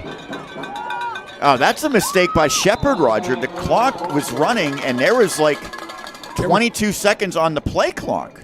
There indeed was. They could have milked that down another 18, 19, 20 seconds. I don't know that they realized that on that exchange with the officials. No, but right now, play clock is at 25. It's 2nd and 1. I'll bet they get back on track right now with this particular snap. Yeah, but in a game like this tightly contested, every second matters, and I think they left about 20 seconds on the board there. Tight end Dustin Fisher into the game.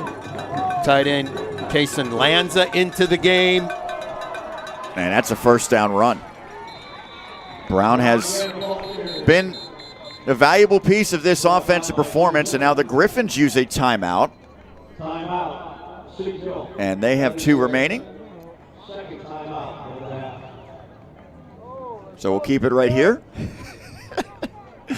Seton Hill, the task now, Roger, is you have to get off the field now. Another first down, and it becomes really, really difficult. The Griffins have 1 timeout remaining. Correct. It shows Shepard has 2 left. Flick thinks it's 3, but what does he know? He's only a producer. Producer extraordinaire. Yes, that's true. So they get the football back. If they get a stop, that they have a chance, Roger. You just need a field goal to tie it. What you can't allow is Shepard to rack up another first down, or maybe 2 first downs. You're thinking the game could be close to over at that point. 3:29 remaining.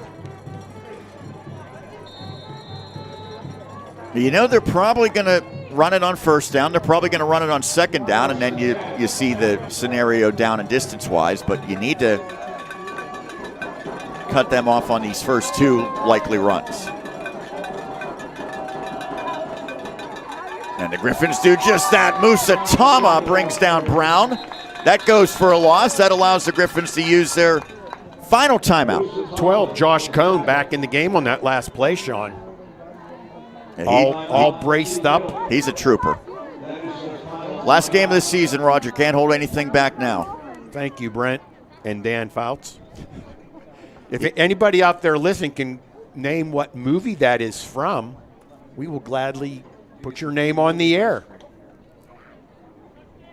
They're running low on time. They've got 3:20 of game time remaining if they want to chime in. If you want any ice cream, Roger, better make your trek. Apollo's going to get a double scoop, I think, of Millie's. He's probably offering to take some photos of the truck. Yeah, he's. I don't have any money today, but I'll post some photos of your truck on the Seton Hill Athletic website if I get some free ice cream. And all I want is 1 scoop. No, he's going 2 scoops. There's no doubt.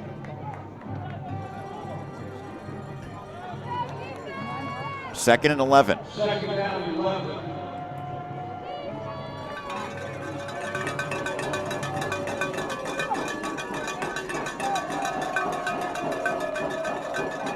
Bajan fakes the handoff, spinning out of a tackle, and they get him down at near the original line of scrimmage. So a little wrinkle there for Shepard, but the Griffins had it well defended. It brings up 3rd down. They can no longer stop the clock via timeout. But if you do get this stop on 3rd and 11, you should have a little less than 2 minutes with which to operate. Yeah, this ball got to be snapped by at least 2:29 on the game clock. Roger with the mental math here. Yeah, they're going to tick this down.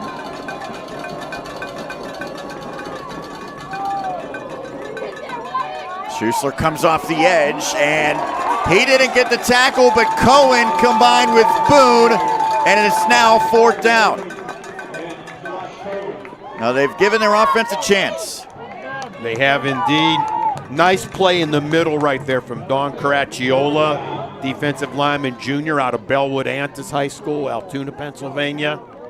Yeah, the first 2 guys didn't get the tackle, but they allowed their teammates to get that tackle, and now the 2-minute stoppage, and the clock went 2 seconds too much. It is 13-10, Shepard over Seton Hill. Final moments upcoming on the Westmoreland Sports Network. My name is Stephen Walker Jr., and I am a proud Seton Hill alumni. I've had the pleasure and honor of graduating with 2 degrees, one in undergraduate and one in graduate. There's nothing that I learned here at Seton Hill that I don't apply in my daily life and within my career. The curriculum that they have is amazing. It allows you to prepare for the workforce, but more importantly, for life. From the undergraduate perspective. 4th and 10. Barrick to punt it away.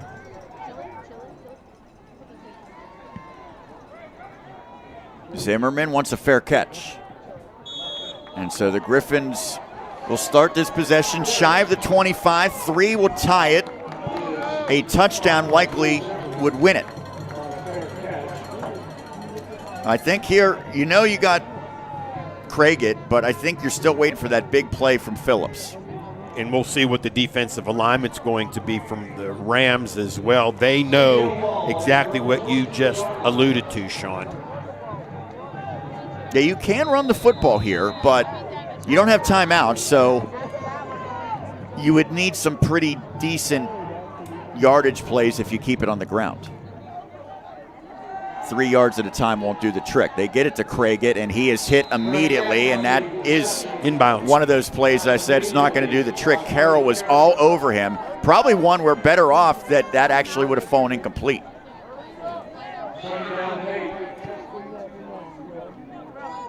That gained just 2 yards.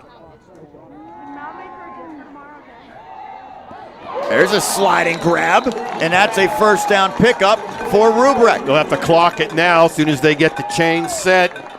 Referee will start the clock. There it is. And being able to get the ball out of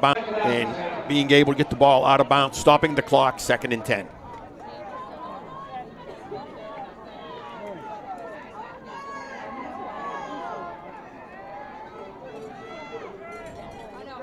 Seton Hill with a field goal would tie the game.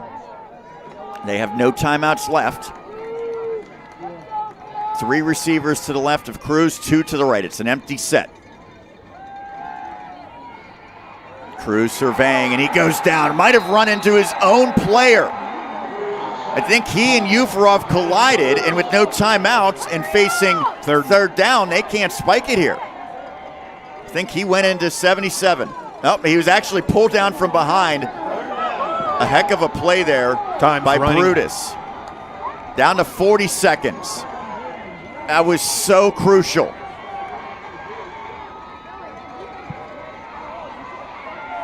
Deep shot into double coverage, almost intercepted. It was Greer who was trying to make a one-handed snag. Go back to that sack, Roger. It looked like Brutus just grabbed Cruz from behind, feels like that could be a game-winning play. Yeah, Brutus has had a pretty good afternoon. That took probably 20 extra seconds off the clock. It's now 4th and 15. Griffins need to get it to the 36 in Shepherd territory, or else this one's likely over. And the Rams are going to take a timeout. They saw what the Griffins were going to do there.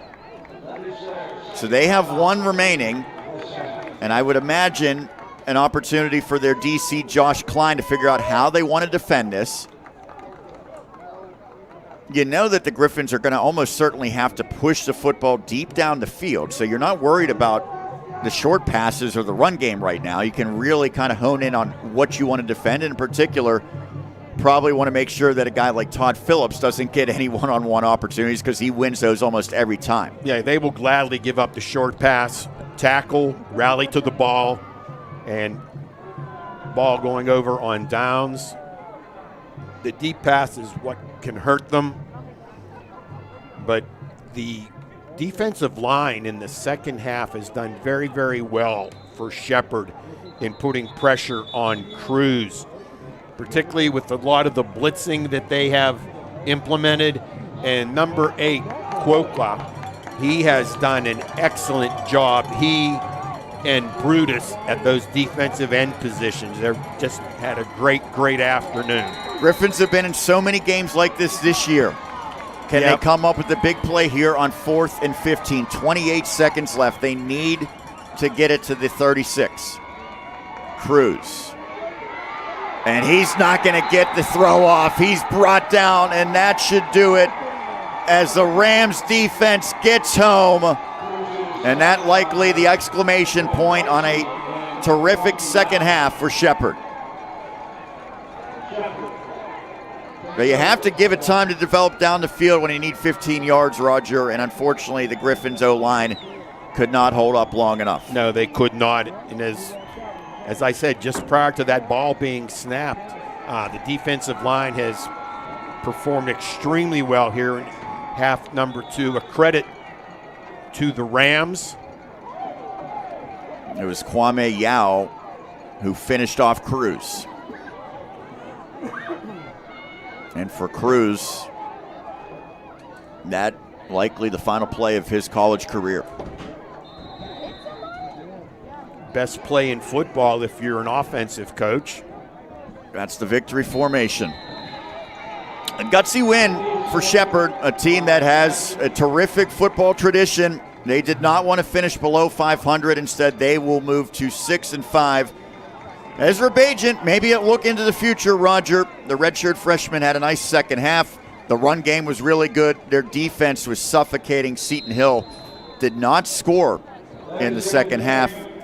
And 2 field goals proved enough for Shepherd. They win this one 13-10. We'll be back to give our final thoughts for the final game of the 2024 campaign for the Griffins here on the Westmoreland Sports Network.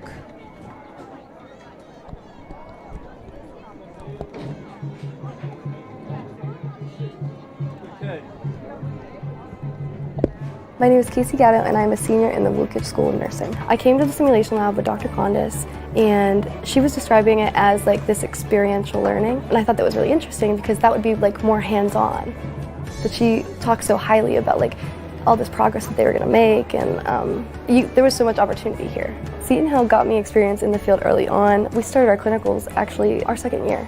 Dr. Condis is my specific advisor. She's very student specific. She kind of guided me towards my minor in psychology. I think that she does a really good job of pushing you to your full potential, but also like being there to support you if you were to like want to switch your interests. I do think that every portion of our learning here has guided me through to becoming more therapeutic with the patient, even just communicating wise. But again, clinical experiences and our time in the labs, we have so much hands-on experience. It's incredible.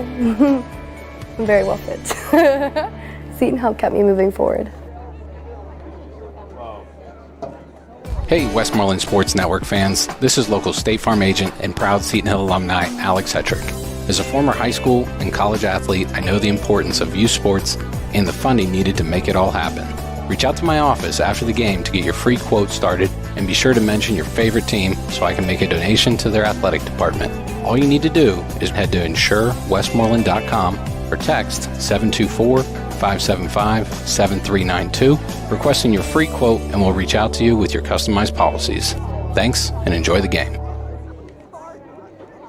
Coming winter 2024, DBAT Pittsburgh East will be bringing the DBAT sports family to Pittsburgh's East neighborhoods, featuring a 20,000 square foot state-of-the-art baseball and softball training facility with 4 dual Fungoman automatic pitching machines, 9 lesson cages featuring the best training tech in the game, including pro-sized baseball and fast-pitch bullpens, elite speed, strength, and agility coaching, professional baseball and softball instruction, 50-plus camps, clinics, party room, and a pro shop powered by pro-preferred brands Rawlings and Easton. Now offering Founders Club memberships. Learn more at dbatpiteast.com.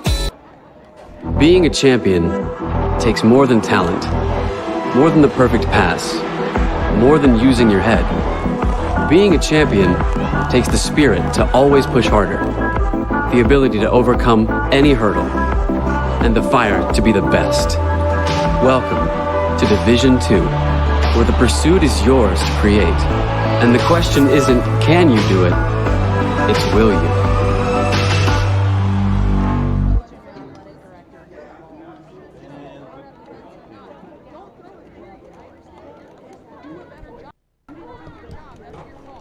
Back to put the finishing touches on the final game of the 2024 campaign for these teams. It's a 13-10 Shepherd victory over Seton Hill, as they got 2 third-quarter field goals, scoring the final 13 points after the Griffins took a 10-0 lead in the first half. Seton Hill finishes the season 3-8. Obviously a disappointing campaign after they made some real strides last year.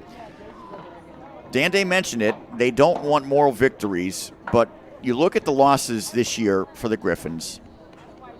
They were doubled up or thereabouts in the first game. They lost 56-24 against Fairmont State on the road. That was the only non-PSAC opponent. Then they lost by 7 against Ohio Dominican. They lost by 6 at Gannon. They lost by 7 against Cal U. They lost by 7 at IUP. They lost by 2 at Edinboro.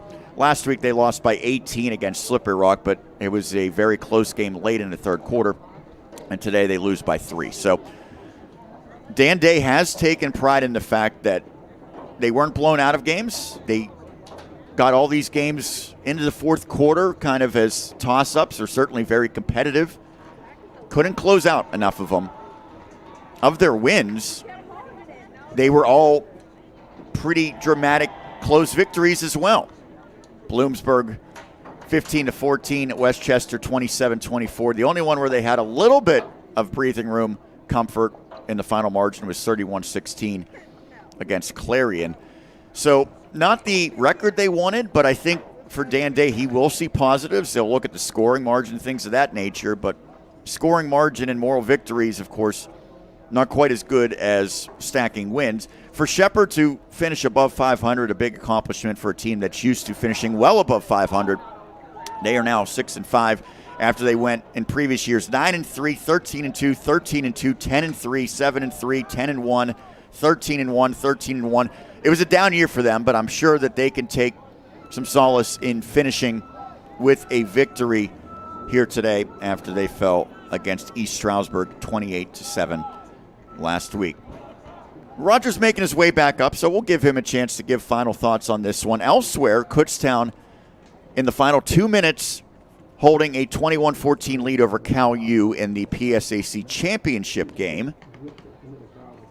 Mentioned that Cal U needed to score in the final minute to defeat Seton Hill earlier this season. Final numbers, by the way, in this one. Jake Cruz for Seton Hill, 15 of 25, 150 yards through the air, no touchdowns, 1 interception. Kyron Craig at 17 carries, 85 yards, and a touchdown. Cody Rubrecht and Craig each had 4 receptions. Rubrecht had a team leading, or he actually did not lead the team in yardage. He had 41. Todd Phillips led them with 46 yards on 3 catches. On the other side, Malachi Brown had 86 yards on the ground. Jordan Barnett had 79. Powell threw for 66 and a touchdown. Bajan threw for 54. And Brown also led them in receiving, 6 for 82. Roger, final thoughts on today and the 2024 season for the Griffins? Well, today, again, we've said this a number of times in our broadcast, a lot of missed opportunities for the Griffins. They moved the ball down, and then be it penalties or self-inflicted wounds of a variety of things, they've come up short in a number of games by less than one score, and that could have proved all the difference for this entire season. And this game, in my humble opinion, was a microcosm of the whole season, just coming up a hair short. Yeah, indeed. They were awfully close many, many times, but did not find a way to win enough of those games. And for the seniors, the ones who will not be back, and we mentioned there's a handful that still have a decision to make. They have that eligibility. We'll find out throughout the offseason heading into next year if they'll be back or not. But some of the guys that are moving on, the likes of Cruz and Quentin Posey, Battle, Cohen, Wagner, Jared Pugh, Drew Zimmerman, Paul Newell, Nikita Ufarov, those guys playing their final games today. I know they wanted a victory, but I think they also have a lot to be proud of throughout their Seton Hill career. And ultimately, hopefully, they'll look back fondly on their time here with the Griffins. That'll do it here today and for the 2024 campaign. I want to thank Ricky Pitzer, our great videographer, producer, Dan Flickinger.